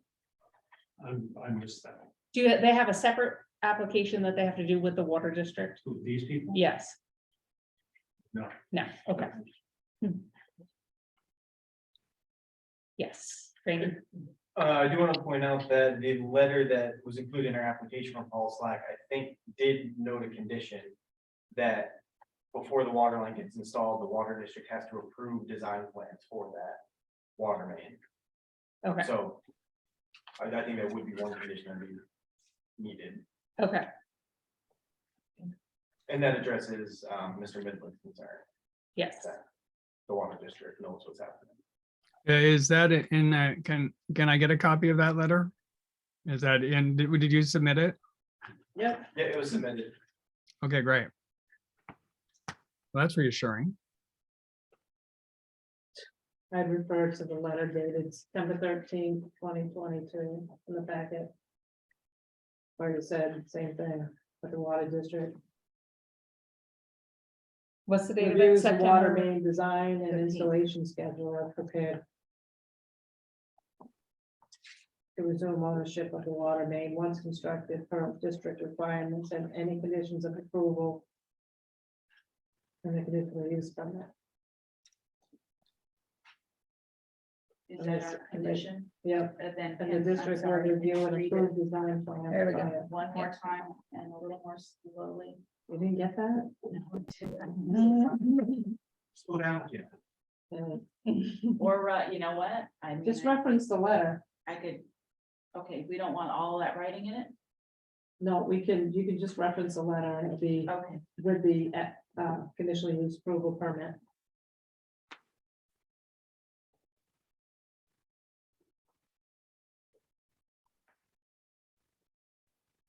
Okay.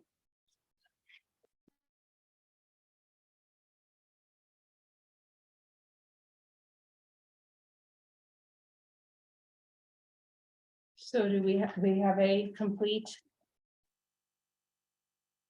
approval to We vote need on? to vote.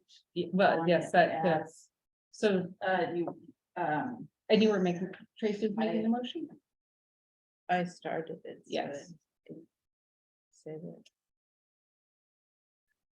What's the next portion? Do I just say? Well, we need a second from Christie. Oh, you're on mute. Sorry, a second. Anastasia, second. So all those in favor, Gloria, Gloria, I. Christie, Anastasia, I. Tracy, Tracy Keller, I. Meredith Randolph, aye.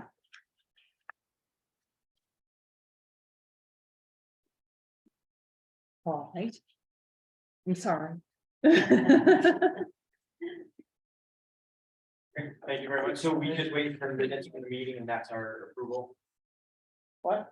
We just wait for minutes of the. You gotta wait for the minutes and the signed conditional use application.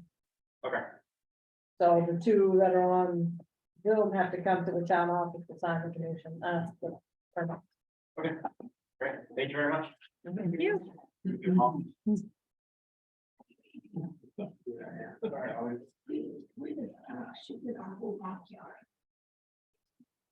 All right, so the next conditional use is the Mount Desert Water District. Paul Slack is the agent. The location starting from the fountain on Route 3, running down Steamboat Wharf Road to the Seal Harbor Library. We had do we have any conflicts of interest? No. Do you want to give a report on the site visit? What's the purpose? You gotta read the purpose of the.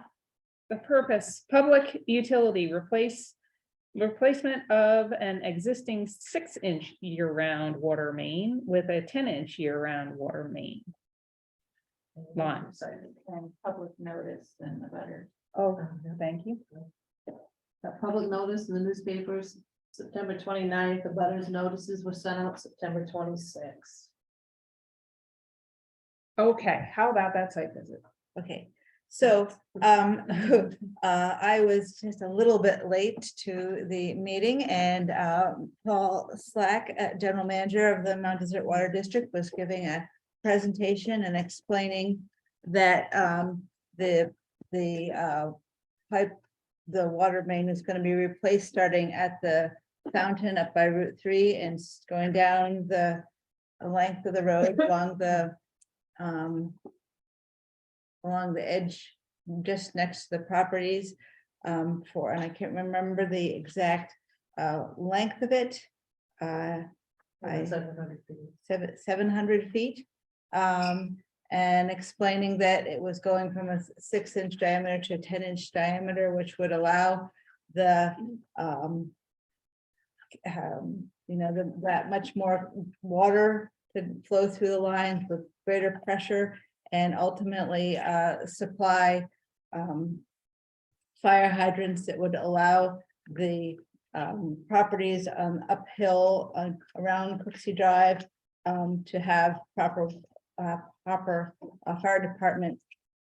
The fire department could utilize the water to put out fires if needed, whereas at the moment they just don't have that capacity because they have much less water volume and water pressure. Mr. Slack went on to describe the fact that it was important to get the just all they're going to do is exchange the pipe that's in the ground for the newer, larger diameter pipe, and the general process of doing that, and the hope that the time frame would be sooner than later to get that work done. So, do you have anything to add to that description? There was a little bit of discussion about the previous project up at the fountain. That was sort of the big preparation for this project. That was done a few years back.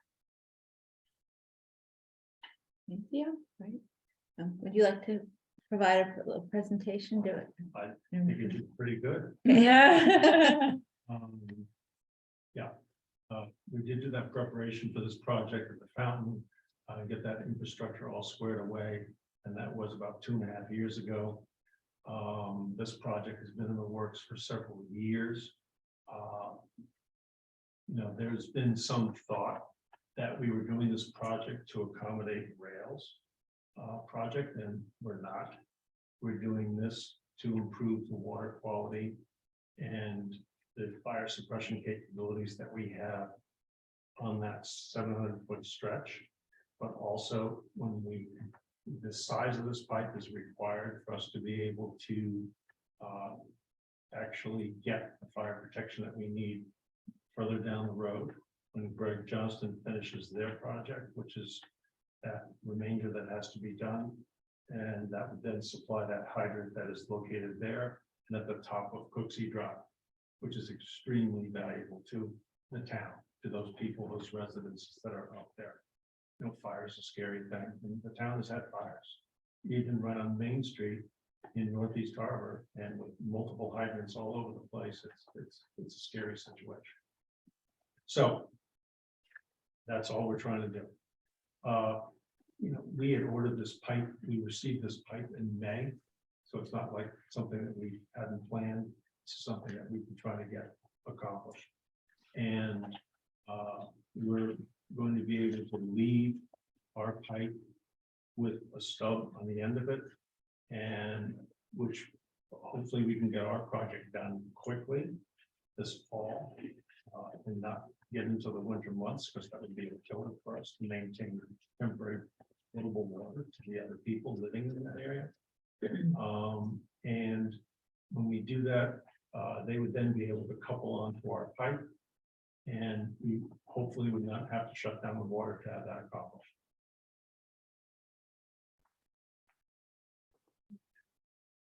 I think that's about it. We've already talked a lot about it, but Should we open it to public comment now? Yeah, this won't surprise you. We have public comment.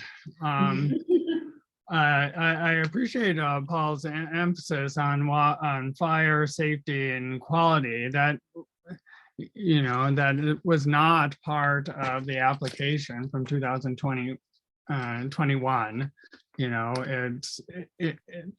It's always been about bringing water to Ringing Point.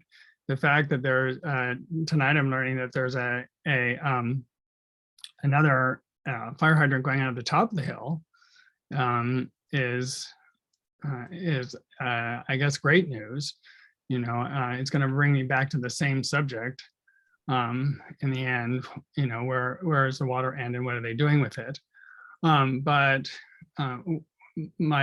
our chief concern is the fact that, when they applied for the 2021 project, they had engineering drawings. We knew what was going on. We knew how it was going on. And the engineer drawings have not been provided at all with this application. There is a sketch that's been provided with this application, but it's not something that we can show to our consultants or anyone else. We don't understand why the same standard for documentation of a project isn't being considered for this project, particularly since, there is no immediate need for it other than the fact that I guess now we've learned he has the pipe and things close, November, but the other side of the project won't be done by then anyway. And then the district can check it all out and then they can install their project, hopefully with more documentation that makes sense to the rest of us. And there's a lot of things in that road. There's sewage lines in that road. There's utilities crossing it. There's a variety of other things that are happening there or not happening there. We don't know. But again, not to get off on the same old subject, but there's no comment about what's happening with the blow-offs. And, that is very important to us, even though, Paul can say they've been there forever. There's no easement, they've been there and water's been flowing through them, I guess, except for since April, which is another issue. But the most significant issue is we don't really understand what's going on. And this is a public utility that's spending public money when it's not like there's something waiting to connect to. And, we don't really understand it completely and don't have a chance to understand it completely, despite what the applicant has said is repeated conversations with us. So there's a lot more I could go on about, but I know you want to get through this process. We see no reason for this project, this conditional use permit not to be deferred, until there can be more documentation and everybody has the same ability to understand, what is going on here from an engineering perspective and from the landscaping perspective and what's happening in the sidewalks and protection and just all the same things that you would expect normally. And, there is, there's no evidence that this is happening anytime soon. There's a letter from Greg, saying that he's starting a pace. They have achieved what they needed to achieve, in getting this hydrant and getting their infrastructure, and I guess even now getting some water. But we feel that we should that the planning board should hold this part of the project to the same standard as it's holding the other part of the project. Anyway, so that's what we have to share. Can I just point out a quick bit of housekeeping here? On our chat, we had asked everybody who's on Zoom to write in your names. And I think we're still missing a few people, in particular, the person who's just a telephone number. Yes, I'm sorry, I'm identifying myself. I'm Jessie Stone and I'm a resident in Seal Harbor. I live above Steamboat Wharf Road. Great. Thanks. Sorry about that. I just have a number. I don't know why. That's what it Yeah. is. Can you put your name in the chat just so that we have a record of who's here? Yeah, and Michael Strawbridge is also here with me right now. That'd be great if you put his name in there too. Okay, sure. Who's that stuff? I just did that for them. Oh, that's SW, Sanford White House. and then there's a Lee there, A what? Lee up in the, That's Lee White. What's Lee's first name? Can't hear you. Lee White, Bangor Neon. Lee White. Okay, thank you so much. Yes, I'm Lee White from Bangor Neon. okay, great, thank you. Okay. Yes, so why, do you have engineered drawings of all this? Usually they're, The difference with this project versus the project that's Greg's project, Uh-huh. which comes down Steamboat Wharf Road, is that is a brand new main. Yeah. Brand new construction. We identified exactly where the water main is that we're replacing, you know exactly where it is. It's 5 feet below that blue line. right, We are replacing that and reattaching everything that's attached to it. So there's no difference. so this We is not a reviewed change. This project Yeah. with Tony Smith, Public Works Director, to make sure that he was comfortable with everything that we were doing. And he gave approval to our project. Okay.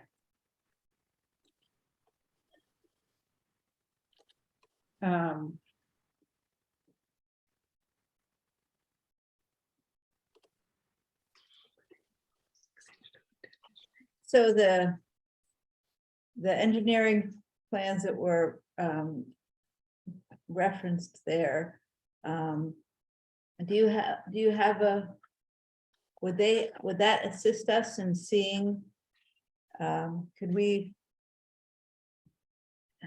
have them in conjunction with this? And that would help us see exactly where this is going? Well. I mean, I have this. Yes, you have that. Yeah. You also have a visual map of exactly where the water main is on that map.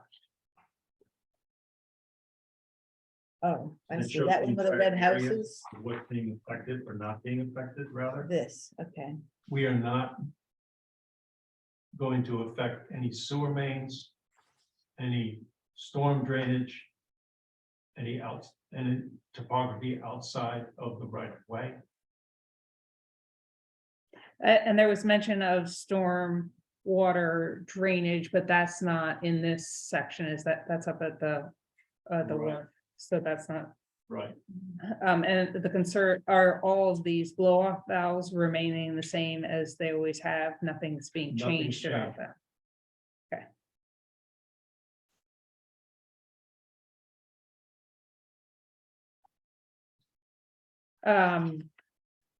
But there is a change because you said that it takes a hydrant.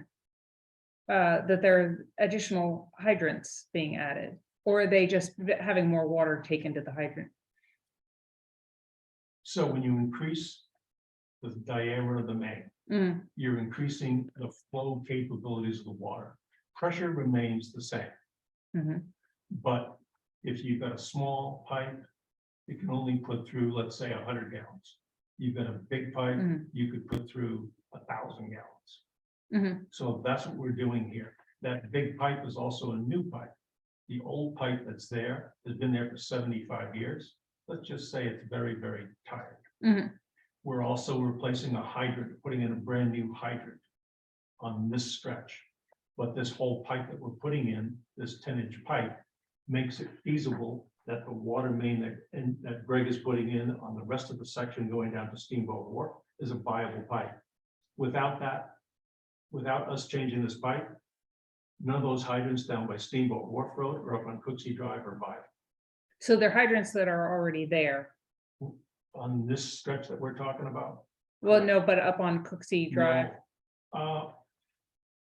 I believe there's one hydrant that's there now. but you're putting in hydrants. There, Greg is putting in an additional hydrant up on Cooksey Drive when he completes the private main that extends through their property. Okay, And that was part of his original that's in application. his to you guys. application. And you're adding a hydrant on this project. We're replacing we're putting in a brand new hydrant Okay, on this project. Yeah, it's not in his application, the additional hydrant. Yes, it is. There's not an additional hydrant. We're replacing a hydrant. Right, you just said that, you just answered her that the additional hydrant at the top of Cooksey Drive was part of the application. It's not- It was that part not Greg's part of the application. application, and That's you not- said it was going to be done once the infrastructure was completed through Ringing Point. That's part of his application. That is not part of this application. Right, but it's not in his application. From 2021, he has a new application? I don't have his application in front of me. Right, but I well, it's don't not talk there. About his application when we're talking about this application. Well, because they're asking you about it, because you're saying that it needs, Is it co-op? that you need to put in this new main, you need it now, you need it for fire service, you're getting a great benefit from the additional hydrant. And that is part of that application, but it was not part of that application.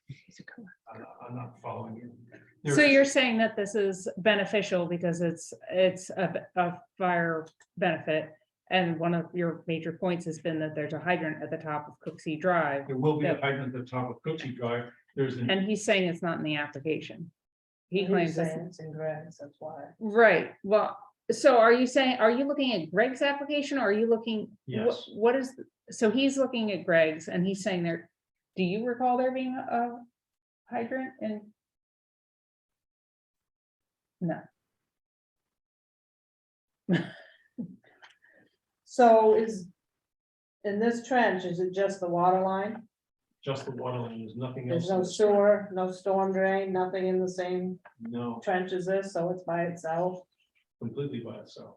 Right. How is it that there's room for a 10-inch main in that area with so much going on? How is it you're confident that you can switch out the 6-inch for the 10-inch without engineering what else is in the road? Well, it's a disturbed road, so they had to put it in. There's normally plenty of room. When we did Main Street, there was plenty of room when we went from the existing 8-inch main to a 12-inch main there. So from experience. Yes,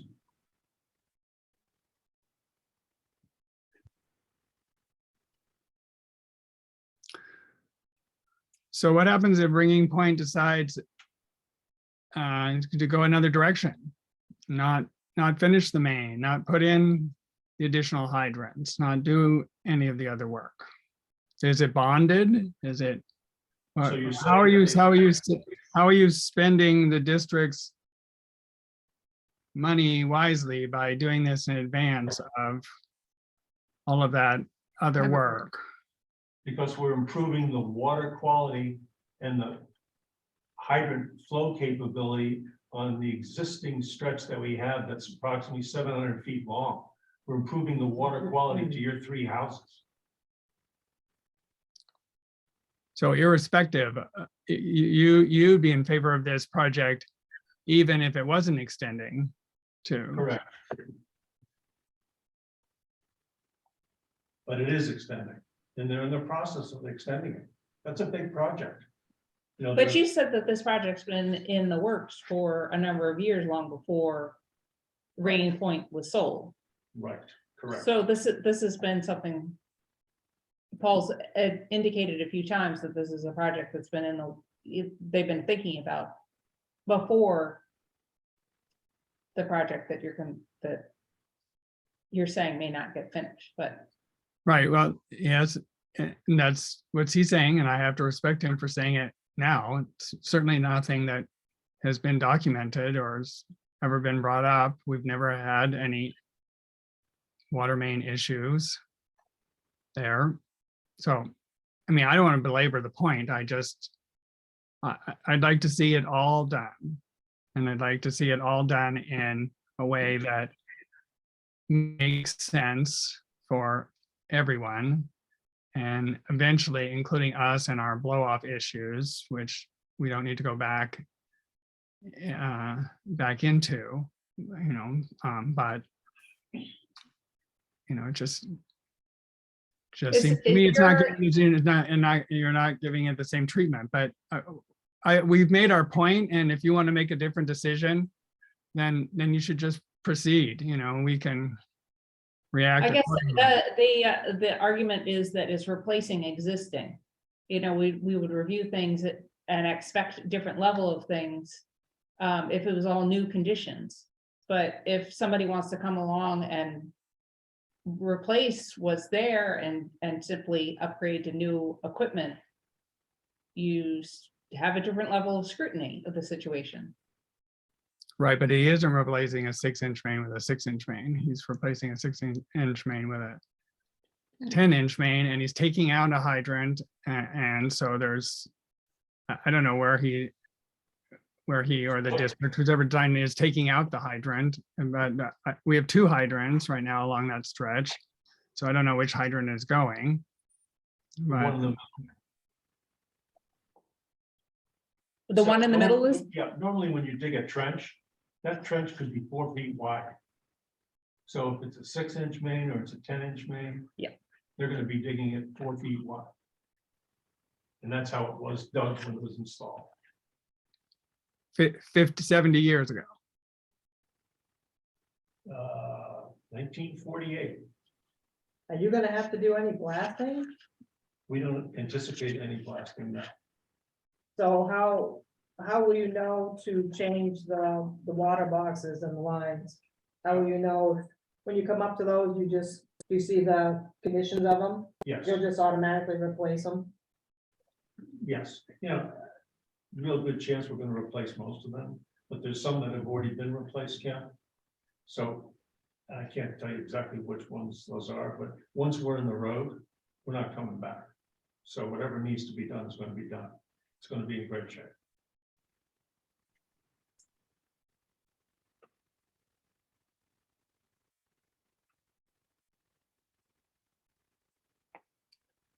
does anybody else in the public have comment?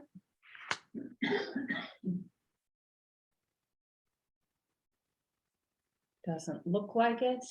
So shall we close public comment?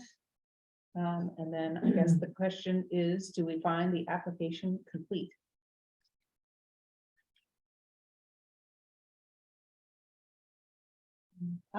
Yes, Christy, Anastasia, I make a motion to find the application complete.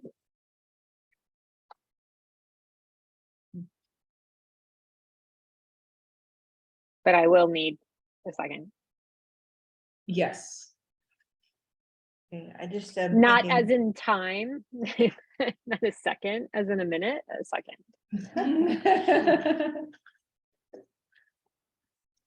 I was just thinking that if there is a.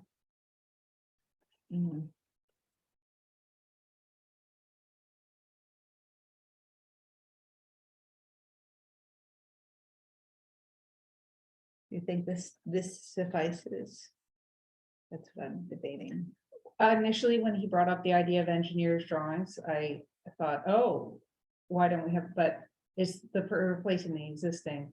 It's just gonna cost a lot of money to have an engineer draw it up, and as long as everything that is being done is actually on that, is just replacing. Keep in mind, cost is not your concern. I'm just saying. Yeah. Don't use that as an excuse. You never have. Never have, yeah. Well, I guess it was I can understand why there aren't engineer drawings I'm surprised there's not. for existing, but it seems like there are a few bits and pieces here. I mean, we did review this project in its entirety, stem to stern with Tony Smith. He issued a letter saying that he approved this project. I mean, and he's the technical person that's reviewing this.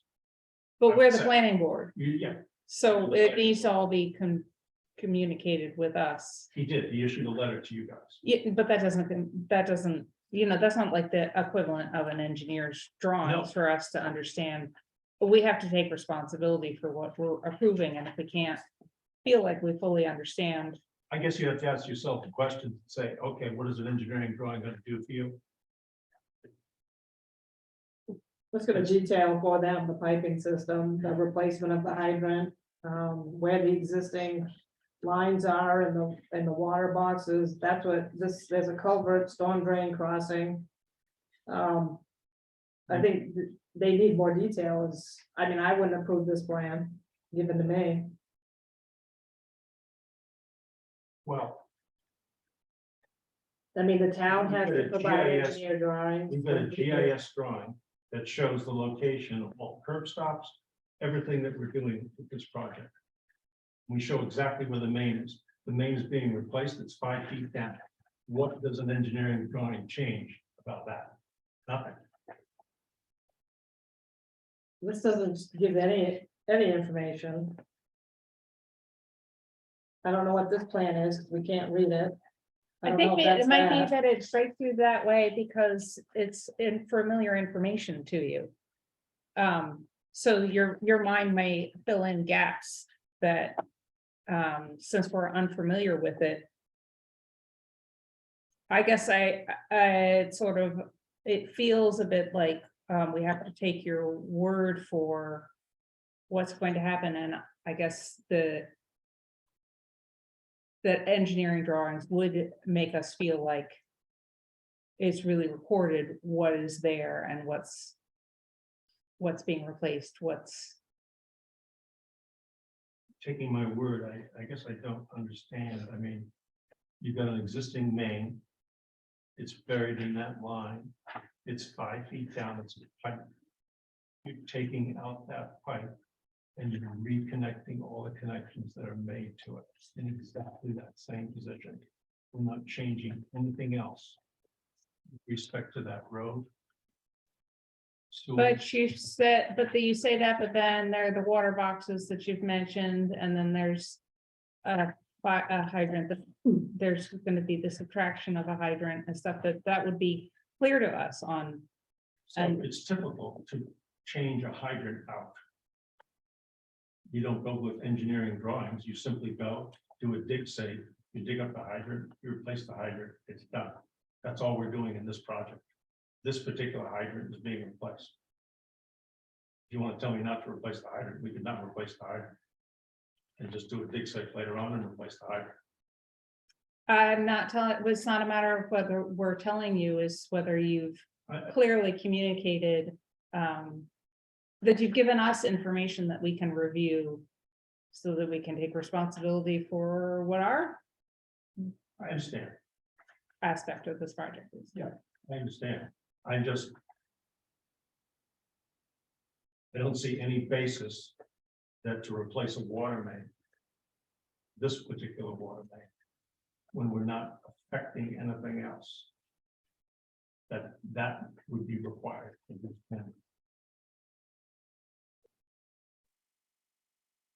I do have a lot of weight in Kim saying that she wouldn't approve the application, this sort of an application without engineering drawings. I mean, she's the person who reviews applications the most and is the most familiar with. Kim, have we ever approved anything like this with similar drawings that you're aware of? No, you did the private one, just down Right. the road, this one with engineer drawings. I Right. know Tony had done a project in Soamesville that you guys approved with engineer drawings. Right. Over replacement? You just did that one, but that was not the one I was talking about. It was the sewer, the pump station. Or those just replacements? Yeah. Yeah. And the culvert was, where it's gonna be, Yeah. the box culvert. Yeah. Just keep in mind, if you get appealed, always keep that in the back of your mind, like I do when I review permits. Do you have enough documentation in front of you to do a thorough Well, I also think Review of and approval or- setting the precedent. But not only that, but it's just, if you get appealed. And then you gotta Yeah. go in front of the appeals board to justify what you did, just make sure. That you feel you have enough information, and if you do, then proceed.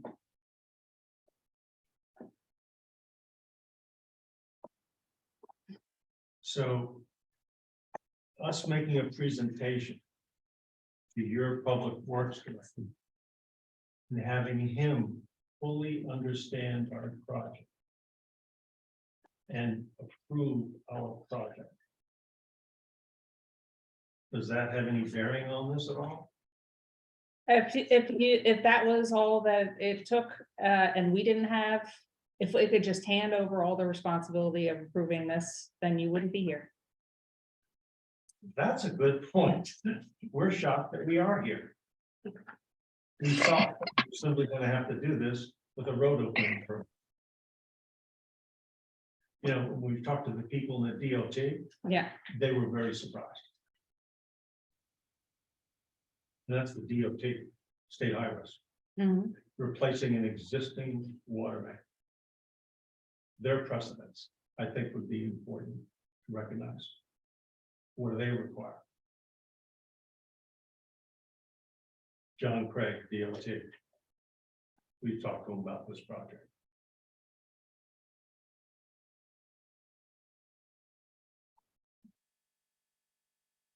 What is the, aspect of this project that makes it need a conditional use permit? Cause your planning board chair told them they needed a conditional use permit. And it's a public utility, which requires conditional use in the shoreline zone, which is the majority of this location. And Right, it's going from a 6-inch to a 10-inch. It's not just a simple replacement. But expansion, if you look at it that way, Why is it than a not? pipe, Why is it not a simple replacement? because you're going from a 6 to a 10, it's a different size piping, So so it's not a replacement.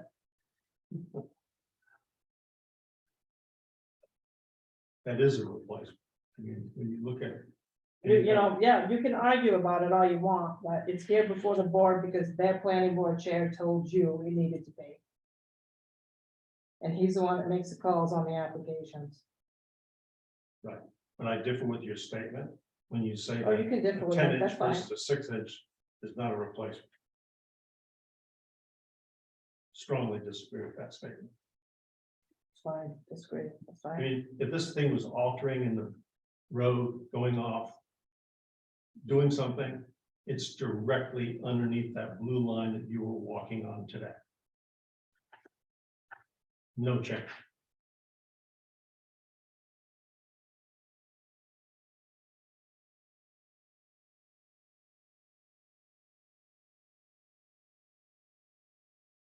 so of course, the vote in front of us is the application complete? We have a motion, we do not have a second. Mhm. I mean, I guess the other thing I can do is the other converse would be to make a motion to not find this application complete.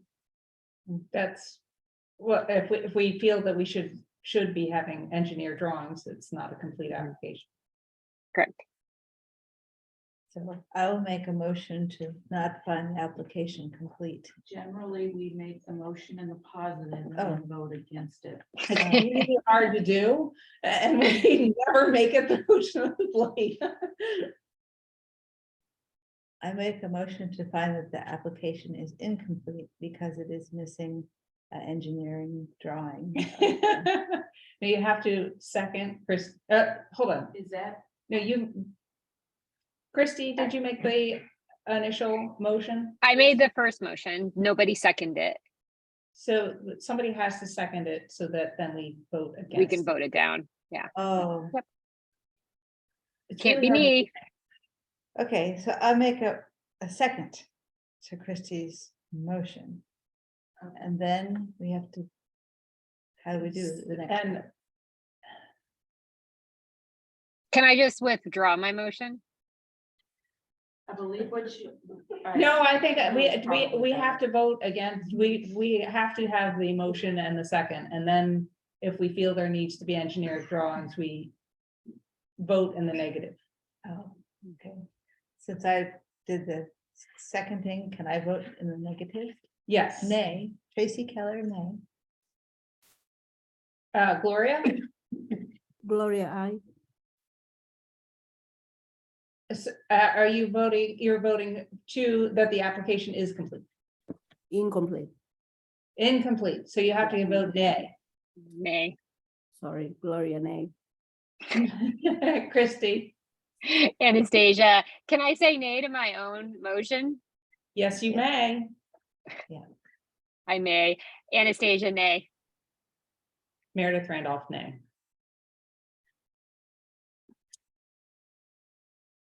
We need more drawings.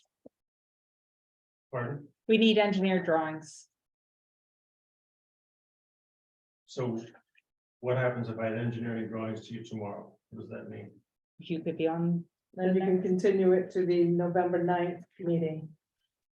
November 9th. Mhm.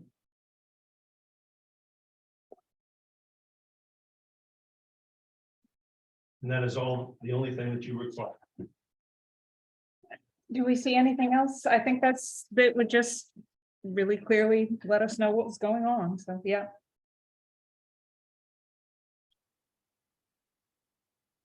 We want to vote to continue. Oh, yes, Yeah. do you want to go to a? I said, yeah, if you want to continue it to the next meeting, that's November 9th. Do you think that you can have it by November 9th? I doubt it. And I don't know. I would doubt that. So what are his options? Well, then table it until he provides it, and then we'll just schedule it to a meeting that we can accommodate him for the next meeting. Okay, so it's just, we just say it's You're tabled. just tabling it. Okay, So if I have them available, when would I have to have them available to be on the November 9th meeting? They need to be in the office by October 20th. That's next week. To go to the November 9th meeting. So if you think that's gonna happen, then they need to continue it, so we don't have to re-advertise and notify abutters again. Yeah, I have no idea. But if not, then they'll have to table it. Could I have we, to see what can- well, I don't know the answer to that. could we continue it to November 9th, and then if he does not have them in time for that meeting, when we get to that meeting, we would table it at that point? Could. But do you want a date? If you're gonna do that and put him on and I put him on the agenda for November 9th. You want a date as to when he needs to submit that, so you have proper review time. So what's that date?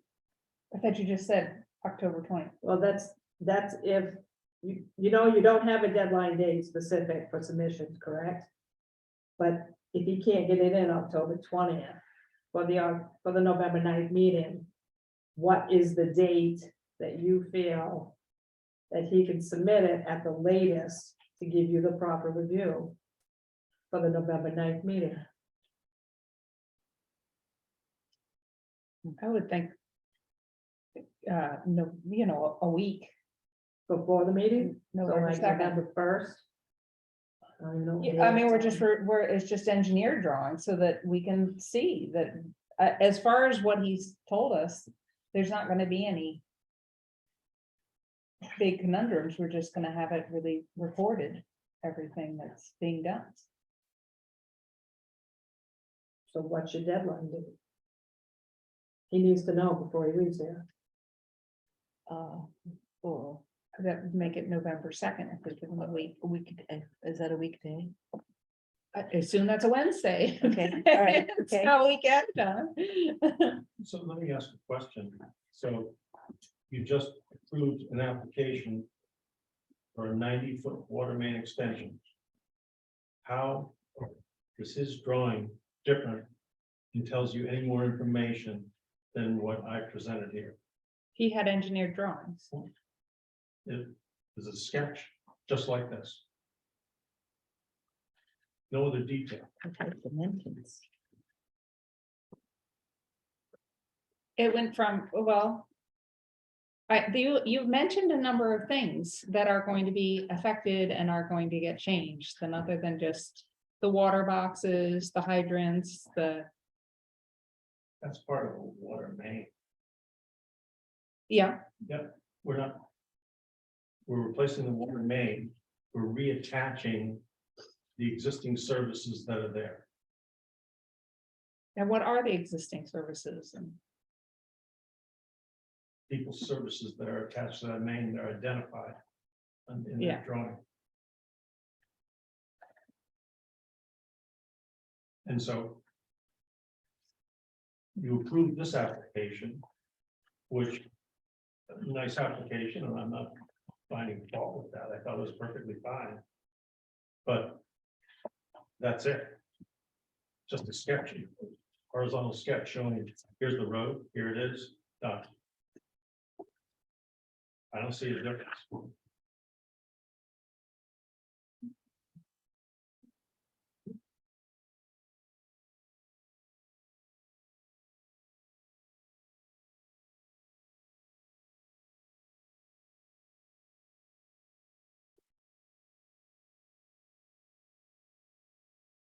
it has contours, it has all sorts of notes.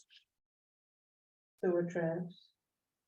Soil, earth, it's got a cross section.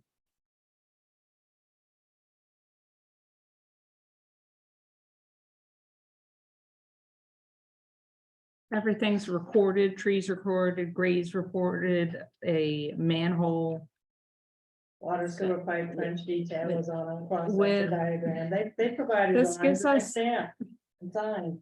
And it gives us details. It gives us a sense that we know exactly what's going on, or not exactly what's going on, but gives us a strong sense of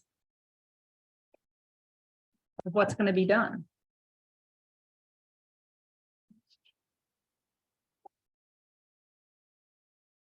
I know you don't like the answer, but we've already made our decision. I'm good. Okay. Better? Or what about the Oh. reference application, or what do you do about that? So do we want to, do we have agreement that he needs to have something in by November 2nd? First is a Monday. First is a Monday. Okay. What is everybody? Christy and Gloria, do you have any comment? No. Nope. None from me, thank you. I think it's just gonna depend on what's feasible. I mean, if we're asking for engineering drawings, then he'll have to let us know when that can come in. Well, I guess it's a question, he hasn't talked to an engineer yet, so he doesn't have any idea when he can get it in. And it's giving him the slight opportunity that we could have these drawings pulled together before the next meeting. And that we need review time. So we would be continuing this application, correct, to a date certain of November 9th. To November 9th. And then we need to tell him a date that he has to have this engineer drawing in by.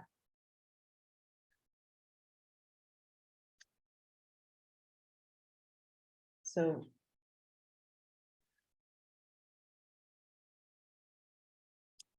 And so I guess I had said, if the next meeting is the 9th, I must be wrong, if November. It's November 9th. Yeah, November 9th. So a week prior would be November 2nd. But you said that the first The is. first Monday. is a Monday. So that means that somehow we end up at November 3rd What's that? as a Wednesday. Thursday. Wait, I just looked at a calendar. November 2022, November 3rd is a Thursday. Oh, Mike Bender's calendar over there, must be like that. yes, okay, so November 2nd is Wednesday, November 1st is Tuesday. That's how it Right, works. so Monday is So you Halloween. wanted the second, you wanted a week before. Yeah, that was my suggestion. Mhm. Yeah, a week before sounds reasonable, if it's doable.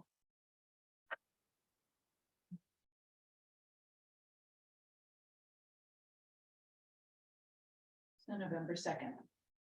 So is that all you expect from this? Did you guys, anything pop out when you reviewed this application yourselves? So that he doesn't have to come in and say, all right, I gave the engineer drawings, but. Just anything off the top of your head, I mean, you're not going through the application, but in your review of the application. Did you see anything that you might have want to ask him? To bring? Any additional? Or is it just the engineer drawing? I think it's just the engineer drawings. I personally, does anybody have Because it? he's got DOT comment. He's got the archaeological comment. He's provided the stuff that I asked for that when I reviewed it, so that there was no surprises as far as with you guys, what I see, but you guys might have seen something different that I haven't.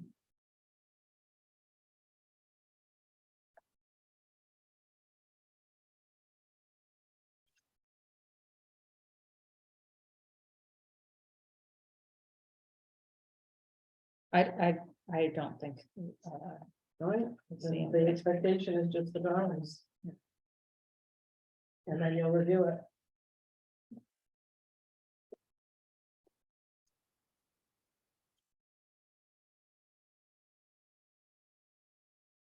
Okay, Well, let me clarify. So the next meeting was 11/9. What was the 11/2 date? It was the we, date they want the engineer drawing by, to the town office. And then I'll. So send I it have to get them to you by 11/2, Yes, not 10/20, no, 11/2, they've extended it for you. 11/2. Yep. Let me ask another question. What is the appeal board consist of? What's it consist of? Yeah. In other words, when came down, Yeah, then you could, if, so you, tonight, they found your application incomplete. right, You could appeal to the zoning board of appeals. Within 30 days from the date of their, but you gotta they gotta put it in writing. Right now, they've tabled, zoning board of appeals would be 30 days from now. right. Yeah. Yeah. So if you're looking maybe to do that review, that, I mean, go that route, they need to put something in writing, because the board will only look at something in writing. We're not gonna- No, I'm just saying though, that that's their process. Or if a butter wants to appeal. After, if they reviewed this and got approval, they can appeal it to the zoning board of appeals Okay, within 30 days from the date of their decision. Okay. And then that wouldn't get heard till like December, because the board doesn't schedule, they have to schedule it within 30 days from the date of receiving the application. good, thank you. You got there. Is that you? Laura? So, Yeah, no, right. we haven't voted. We're Did gonna you make continue a it? motion to continue To November 9th. this to a date certain of November 9th, 2022. Anastasia second. all those in favor, Gloria, Gloria, I. Christie? Anastasia, I. Tracy? Tracy Keller, I. Meredith Randolph, aye. All right. All right, so last application of the evening. Conditional use permit of Bar Harbor Bank and Trust. Agent is Lee White. Oh, okay. Who's on Zoom there. The purpose of this is sign regulation, subsection 6B. 0.15.6.2 size limit conditional use approval for the aggregate of all signs on the site pertaining to the business exceeds 32 square feet. So. First, I have a conflict of interest and I'm going to recuse yes. myself because I am an employee of the applicant. Oh, That's why we needed a Mm. third person. That's correct. Okay. I will excuse myself and sit in the audience. They need to vote. Oh, sorry. Does Yeah. everyone agree that she has a conflict of interest? Christy? I guess if she feels like she has a conflict of interest, I agree with her. Well, she pretty much does. She works for the company. I think we have a definition of conflict of That's a interest. I don't know that good one. Tracy's so vetted in the signage, but Well, I, that's what I mean. I'm just like, I mean, this is By not a high definition, stakes yes. conversation, but yeah. Gloria? Yes, well, there is a little bit of a conflict of interest there. She works there. Yes. Yeah. Meredith Randolph, I agree. So do we So need a did you motion vote? and Yeah, you need a second? I motion didn't and hear second. No, we didn't do it the formal way. We just said, yes, Yeah, no. she has a We conflict have of to do interest. a motion. Okay, so Christy, you gotta do a motion. I make a motion that Tracy Loftus Keller, as an employee of Bar Harbor Bank, has professed to have a conflict of interest. Gloria, you have to second I will second that motion. it. All those in favor, Christy, Anastasia, I. Gloria, Gloria, I. Meredith Randolph, aye. All right. There we go. Now we've done it properly. So I'll just sit. Okay. So let's see. I was the only person who went to the site visit. Did we get this properly advertised? Yes, we did, and the 29th, and the butters was sent out on the 26th. So I went to the site visit, observed the signage. They're replacing a sign that is already there. The large sign on the side of the road, but they want to add a sign to the porte cochere area above the clerk window. And then they're building on. Oh, well, I guess that's an existing wall. So above, what would that be? The east wall of the building? They also want to have a sign on the building. Neither of the signs will be lit, just the sign out on the road. The sign out on the road will have some lighting on it. LEDs pointing down onto the sign. You won't actually see the lights themselves. It'll just be in a bar across the top that will illuminate the sign at night. And the 24-hour ATM sign is going to the bottom of the sign rather than the top of the sign. So the road sign, then other than getting lit, is it lit at all now? It has It is, lights on yeah. the top of the cap. Oh, right, it has solar lights on the top. And I'm Joe Schmidt, sorry, I didn't, that's what it was, one. Do I have your? Guys, Great. So that is pretty much staying very similar to what it was. It's the addition of the signs to the building. That adds the extra square footage to it. I don't think I did a great job of my thoughts, I'm gonna give a summary. Yeah, no, so the next thing is to have you give your, well, yes. It's weird that we have Lee White as the agent. Are, Well, but he is you- the agent. okay, Mr. Bayo, Lee will yeah. be doing this. I actually put the application in. I did all the paperwork. Okay. okay. Yeah. So it's up to you guys, which one you want to present. Yeah, I'll start, and Lee's actually the technical expert, so he might not take questions, but. So I'm Joe Schmidt, and I work for the Bar Bank Trust, and we have 2 branches in town, and we're going through a process to improve them. They both are a little tired. And Northeast, we did a bunch of work this summer. Now we're starting on the Soamesville branch.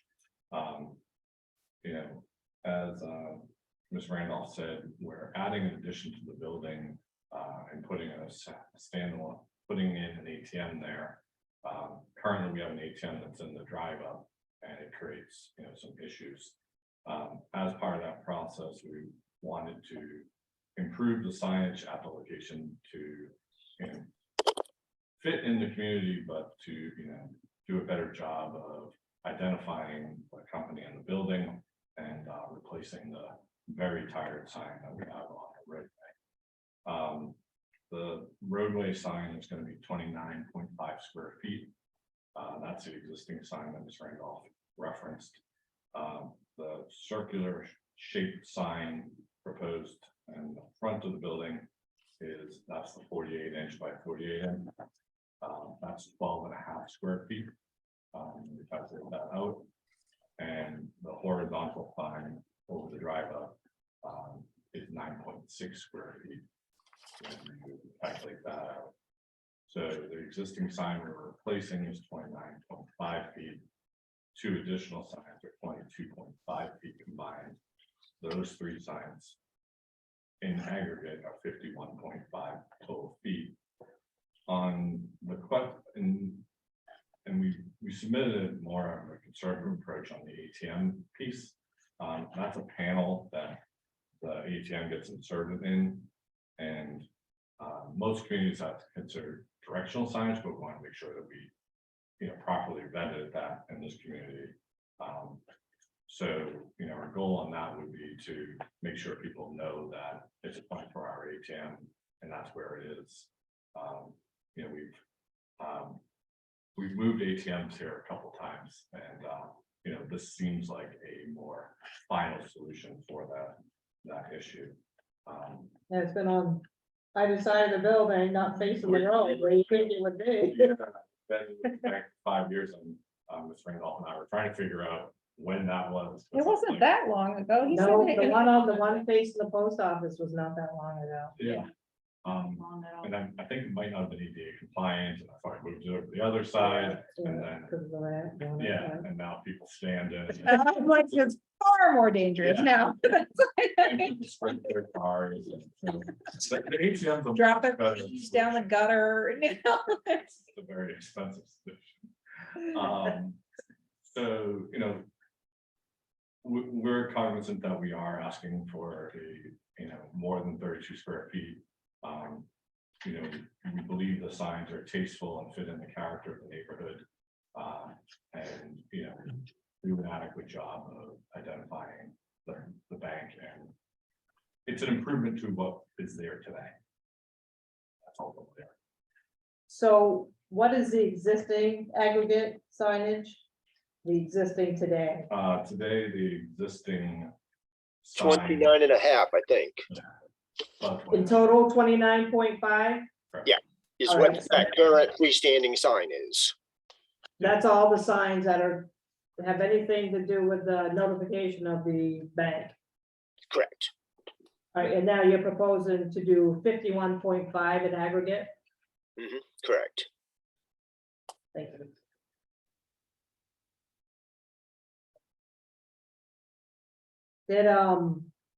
Did you get DOT approval about the sign up by the roadway? I have a verbal approval so far. We have to have one of the gentlemen from the Bangor DOT department on site when they actually do the digging. They have to be 30 inches below grade. They have to be in metal conduit. So the bank you understands that. So you've And received a verbal approval, just nothing in writing yet? we have it in writing, and it doesn't look like we're gonna get one until they actually see and prove that they buried that line 30 inches underground. So when they do that actual digging, the guy from the DOT, I've got his name, has to be on site to inspect that, and then they will give me a written one. All right, so you guys will have to condition that. Yeah.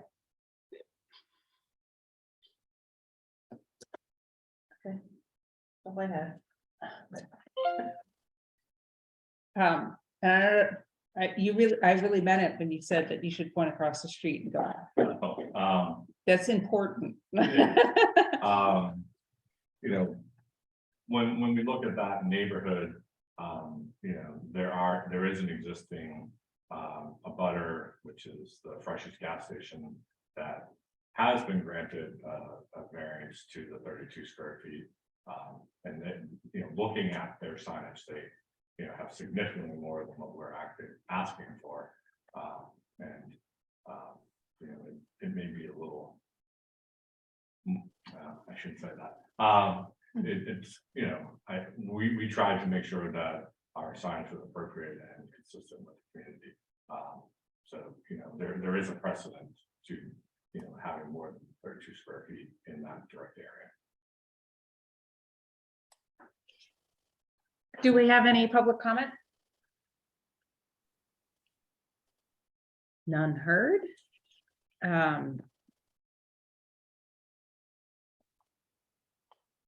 That closes public comment. Now we just go to the, oh, we need to vote to use the short list. So you'll find out. Oh, all right, fine. Fine. Applicant, do we have a motion to find the application complete? Yep, I'll try that again. Anastasia, I make a motion to find this application complete. Gloria, I second that. Or all those in favor, Christie, Anastasia, I. Gloria, Gloria, I. Meredith Randolph, aye. Now can we have a motion to use the short form? Anastasia, I make a motion to use the short form for this application. Gloria, I'll second that. All those in favor, Christie, Anastasia, I. Gloria, Gloria, I. Meredith Randolph, aye. Short list. And motion to approve. Oh, thank you. Can we have a motion to approve the application? Anastasia, I make a motion to approve this application. Gloria, I'll second that. Okay, now we will review the application. We have section 6A. First 6A1 compatibility. Physical size. Retrofit the existing sign, new ATM surround with 3M vinyl graphic applied. That's 48 inches by 90 inches. Oh, that counts in it too. Okay. The round 48 by 48 that goes over on the gable end, 30 by 36 rectangular logo sign. 30, yes, sorry, 46 rectangular logo sign over the driveway canopy, and 30 by 46 rectangular logo sign That one over is the driveway. same, no, it's the same thing. I think it's just to get cut off. Oh, yep, they're both 4. Just put it off. to the side. Something got weird there. Yeah. It shows up somewhere else in the document. Yeah. See it later.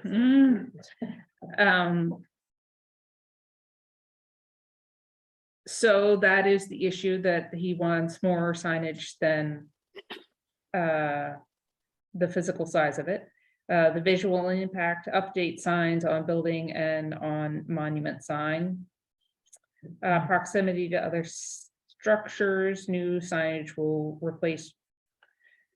be replaced directly on the building. Will be placed directly on the building or on the existing monument sign, and density is NA.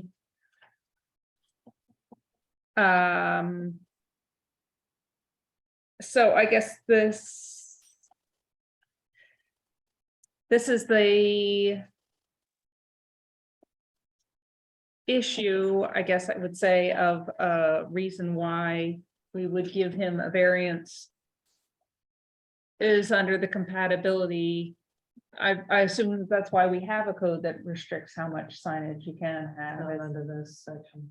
Well, there is a signage section, but in terms of discussion of why you would give Yeah, they're them, just explaining what the proposal is under 6A and how it's compatible to the area. right. Well, and I guess that was. My point is that because we get the variance to. The one stop, the freshies. It has more compatibility. It's more compatible with the area because of this. Correct. That was my point. Well, noted. This is the application. So you're saying, yeah, it's the application. Yeah, I mean, we have to have an argument as to why he gets to. There's a signage section, but the signage section just says this is the size. You have to have the argument as to why he feels that he should not have to stick with the code. Restriction. You're allowing, yeah, they're coming before you for more signage because they have to. And they have Right. to get a conditional use permit for you. Exactly, but we should. If he doesn't have a reason to up the signage, we'd say no. Anybody can ask for additional signage. And we It's can for always business, you know, that's, because they're limited to 32 square feet, but I the guess that, option for a conditional use is to allow you to go over the signage. Maximum. and I guess I'm just saying that the only reason why you get that is because you make an argument as to why you should be allowed to go over what's generally permitted. The town has said this is as much signage as we want businesses to have, so what's the argument? And you referenced it, that it's compatible because you have a property across the street. That's That why I'm receives- battling, because I'm saying in this Okay, section, then that makes the see argument, application. but it doesn't make any. In the application, it doesn't make any mention of. We want more signage because they got more signage. Well, you guys gotta determine, is it compatible? That's what you're looking at. Right, Do the physical size, location. And you've got a compatible, it is compatible in that area because you guys know you approved the revamping of the social one stop with all their new signage. and unfortunately, when we did that, one sign out by the roadside starts looking. Insignificant because Freshies has got their label plastered all over them. But they went through the process. They did go through the process, yes, and we allowed them what we You allowed did, them, You did. yeah. Yeah. Anybody else have anything to add to that on the board? No, So it's the application. the application. 6A2, erosion and sedimentation control. Not Uh, applicable. It's not applicable. Hmm. Highway safety, new signage will not impact traffic or congestion. Impact, Oh, I'm sorry. Oops, I thought you were moving on. impact the town services, or 6A. Well, you gotta go back, Here as right? the application are not applicable. Oh, to I am safety. sorry. Yep, yep. I'd say applicable standard met because the sign out by the road will not visually affect traffic. And it's not illuminated, so it's not gonna be an eyesore. Okay. Yes, and that does not have one of those options actually on the application. I wrote the application. Great. Impact on town services, signage will not impact town services, so NA. Land suitability. NA. Lighting. And this has the. Freestanding sign will be concealed, will have concealed downlighting using GE. Blah, blah, blah, lighting with typical lumens of 282 modules. Per So module. the, 282 lumens per module. okay, So that's well under. okay. So the application standard has been met. So see application. Yes. Stormwater is NA. I have blank pages. You have blank pages, Meredith? Yeah, I ended up with some blank, it's probably. an So error. after stormwater is vegetation, which is NA. Oh, it picked up again. Oh, it picked up. Okay. Yes. Vegetation NA. They're not affecting any of the vegetation, and the signs will not create any dust or fumes, so that's NA as well.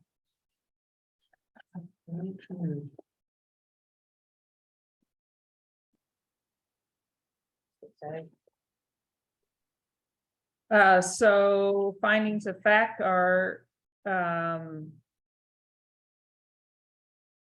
C application. You can just read that out as Oh. standard motions, the findings of Finding fact of- are as presented by the applicant. And then the conclusion of law is the proposed use is in compliance with all the standards of section 6A. And those can be standard unless you. Nope, that's great. So who moved it? I so move.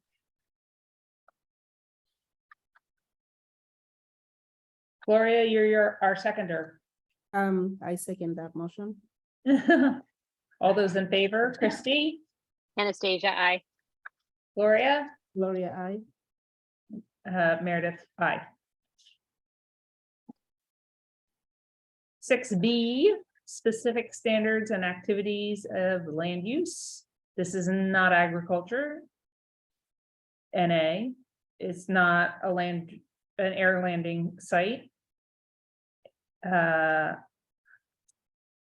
It's not, it doesn't involve excavation or filling, or it's not fences, but it is sign regulation. So 6B, 16. This is one of those ones again where 6B12 is mineral Yeah, I extraction. see that. No, I think my earbuds. Yeah, and on my application, something screwy about my application, and I go right from. I think I'm missing pages. What? Timber Hearth. Yeah, we're in 6C, go back a ways. Oh, that's why I. 12. Page 11. There we go. Got it. Okay, thank you. Mhm. No sign except banners shall exceed 32 square feet in area, nor shall the aggregate of all signs on site pertaining to any business exceed 32 square feet in area unless conditional use approval by the planning board is obtained. In shoreland area, no signage left. We are asking for approval of increase in the amount of signage at this location in excess of 32 square feet.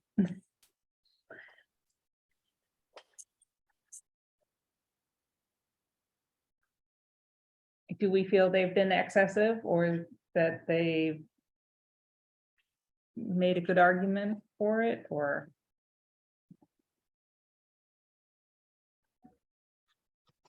And Meredith, is the argument just that they want more to be on par with commensurate signage in the immediate local area? Sure, Schmidt. What we're trying to strike the balance for is appropriate signage. We're not trying to do as much, signage as our neighbor across the street. We typically, as an organization, like to have the ATM signed and, the name of the organization on the building. And that's what we're trying to get at, try to be consistent with our brand standards. We're not trying to get as big as, signs as possible. We just want to make sure that the building's adequately signed and people are able to identify the building. And, yeah. Things like that, easily. You know, we're not trying to hit it out of the park and get the biggest size possible.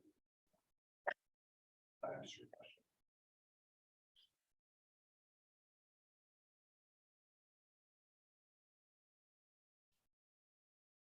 We're also getting kind of, I guess, I think we should talk about how much we want to allow, because Freshies has a lot of signage on it, and, you know, we're sort of setting a bit of a standard here. We did constrain how much they wanted to do, but they wanted to do an awful lot.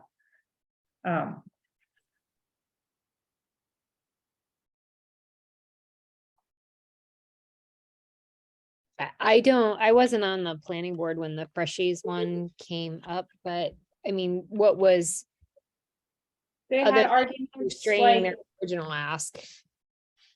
they tried to make arguments that it was actually something of a, like a refuge, that if people were running out of gas or needed to make an emergency phone call or something like that, that Freshies was sort of a location that, you know, convenience stores and gas stations were places, so that they felt that they needed to be get more signage than average.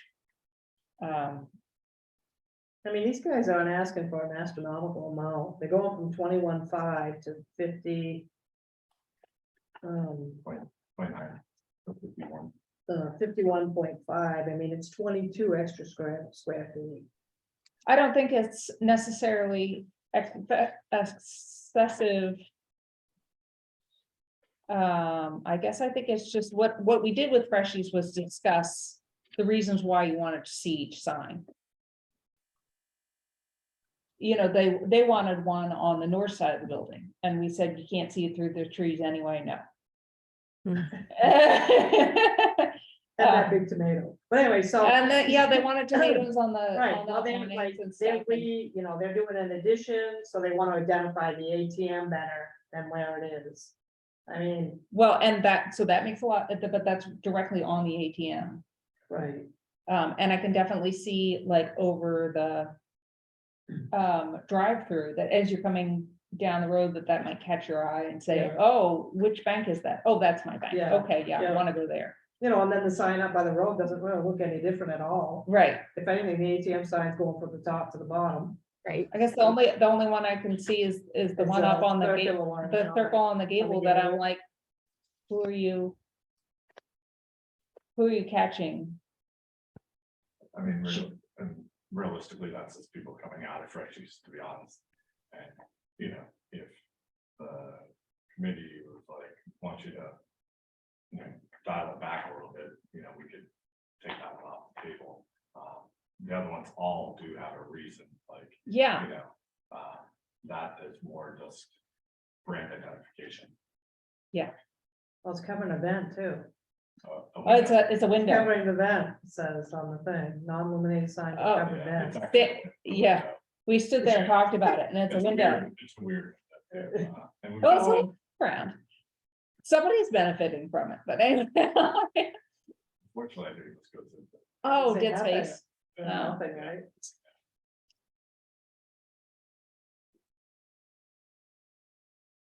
I don't know. I guess my inclination is to say, I think we should vote against the one circle just because we don't want to be softies about signs. But I guess I also don't see that it's a very effective location for advertising, that the ATM is what, if people are looking for a bank, you're gonna see that. Yeah, and, you know, I think you will see that. I mean, there is, I mean, some landscaping is always around, and, you know, that is at a lower level, so, yeah. Eyes not always drawn there, but, you know, I could, you know, support that point that, you know, there's signage on the front of the building, the side of the building, and the street, and if we did away with the circle, you know, you still get signage on the building. Mhm. You know, it's still appropriate, it's improvement for the building, and it's not irritation over the top. No, I think you guys did a nice job, just. we clearly have some sort of policy of trying to minimize signage too. What do you guys think? Gloria, do you have any comment?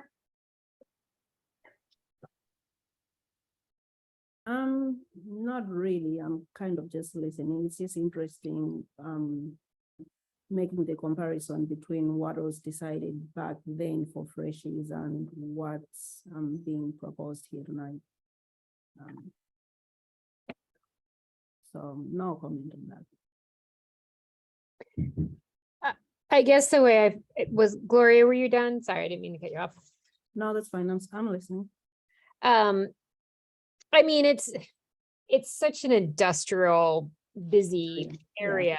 I'm not that concerned about the signage there, and the fact that a lot of the signage isn't like freestanding, you know, it's just up against the building, which is already something you're looking at that's man-made. Like, if I'm looking at a wall or I'm looking at a wall with a sign on it, like, it's all the same stuff. I don't think this is the sort I'm gonna fall on in terms of signage. Like, if the sign out front, the freestanding sign where the ATM sign is just going from the top to the bottom, like, if that was gonna double in size, like, you know, I might have feelings about that, but the signs on the building, which is already taking up space, just doesn't really concern me. So I would say that the Freshie signs, I find, I mean, we approved them, but they just seem really large and. yeah, probably but they're- that's not the bank's fault. No, I'm just saying in terms of thinking that, well, it's on the wall, so it doesn't really, Oh, I see what you're saying. Yeah, there's And just I'm there's just saying, a like, lot the sort going of- on over there. yeah, like now the signs on those walls really like are a bit over the top. It's minor, their proposal is minor to that. Definitely. Yeah. For sure. I mean, that little circle sign up in the vent or window, whatever it is, that's minor. It is minor. And I get the reasoning for wanting to have it there. Cause the ATM signage below is very small, you can't read that from Freshies. As well as you can be able to the circular one above, but So we good with all of it? I think so.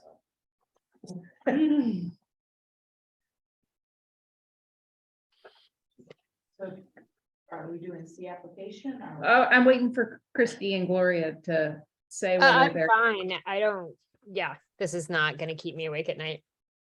Glad to know we solved that I will be able problem. to find the ATM at night, but it is not gonna keep me awake at night.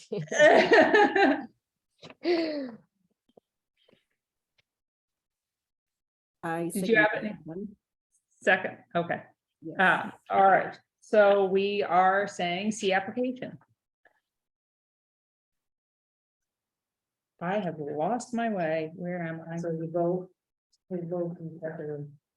Where's C? No, we're still on sign regulations. We Oh, I have thought we were- the rest are all. You have to go to wireless comms.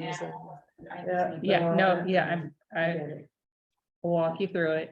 Wireless communication is NA, animal husbandry is NA. Is this where the timber harvesting, somewhere there? 6C, okay. 6B20 is mobile food vendor. This is clearly not them. All right.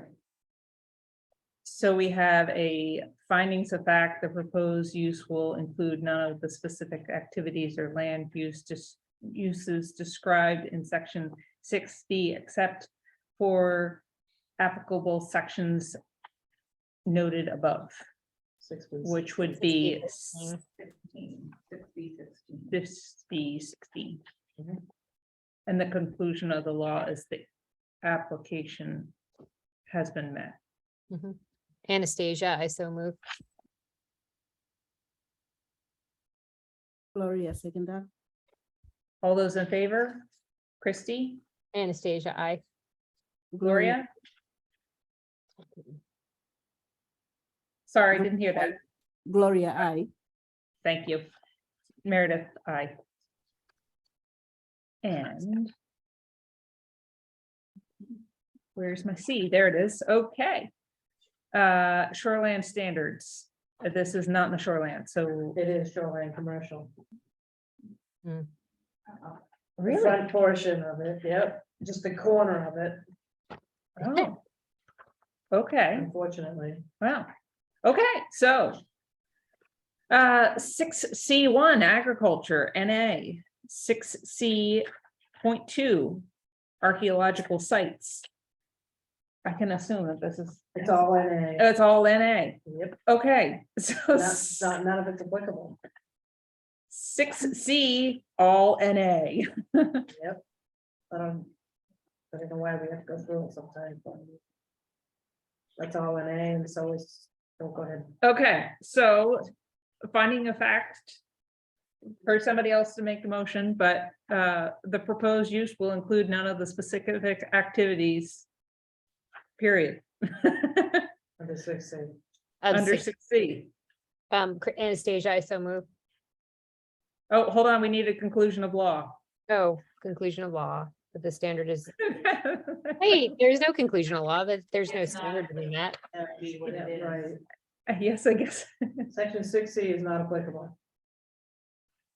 Yes, I so move. Gloria. Gloria, I second that. Meredith. Okay, so all those in favor? Yes. All those in favor, Christie? Anastasia, I. Gloria? Meredith, aye. Do we, where, okay, so now I need a 9. 5-9. The 5-9 is all NA. It is all NA. Okay. With the exception of 599, Oh, yes, there we go. which they checked. NA, they gotta check. You gotta correct that. Yep. Yeah. Why does it even have NA as an Standard met. option? But it's standard met, correct? Standard met. Yeah, standard that, yeah. So Christie, hold on. Yes, Can I have you come in this all one? the standards of 5.9 are NA except for 5.9.9, where the standards have been met. And Christie, do you want to make that a motion? Yep, I so move, Anastasia. Good too. Well, Gloria, Yeah, Gloria, I second that motion. all those in favor, Christie, Anastasia, I. Gloria, Gloria, I. me, Meredith, aye. And Me, myself, and I. now we go back around to approving the application, which we already have a motion and a second. So all those in favor, Christie, Anastasia, I. Gloria, Gloria, I. Meredith Randolph, aye. So there you go. Very good. You're all done.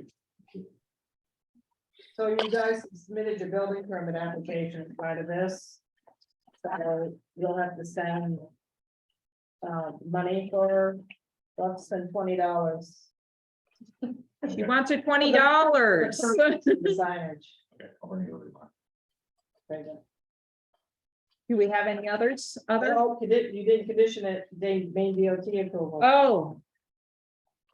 Can we put back in You there? want to set a condition? You have to. Want it in writing, right? Not just the verbal. Yeah, yep, When it's available in writing, it's submitted as part of the application. yeah, so, yeah, So maybe approve as amended? yeah, you have to, yeah. You have to amend your Yes. approval. So Christie, you have to make a motion to amend the approval. Oh, Anastasia, I make a motion to amend the approval. And do I say what I want to amend it with? And the amendment is that when we have written confirmation of MDOT approval, it's like where that sign is going and closer to the road. Yeah, it's within the DOT right away. Okay, with approval with regards to the Maine DOT right of way that written approval will be submitted as part of the application package. Will be added to the application package. Sounds good. Gloria, can you give us a second? Gloria, I second everything that Christy just explained. And all those in favor, Christy, Anastasia, I. Gloria, Gloria, I. Meredith, aye. Okay, so do we have any other? Do we have any information on what's happening with the court case? What did you say, Meredith? Was there any information on the court, the Oh, quarry stuff and all this stuff? No. All right, do we have a motion to adjourn? Anastasia, I make a motion to adjourn. Gloria, I second that. Motion to adjourn. All those in favor, Christy, Anastasia, I. Gloria, Gloria, I. and Meredith, aye. Thank you. Good night. So long, right? Yeah, Great, sorry. thank you guys, appreciate this. Thank you.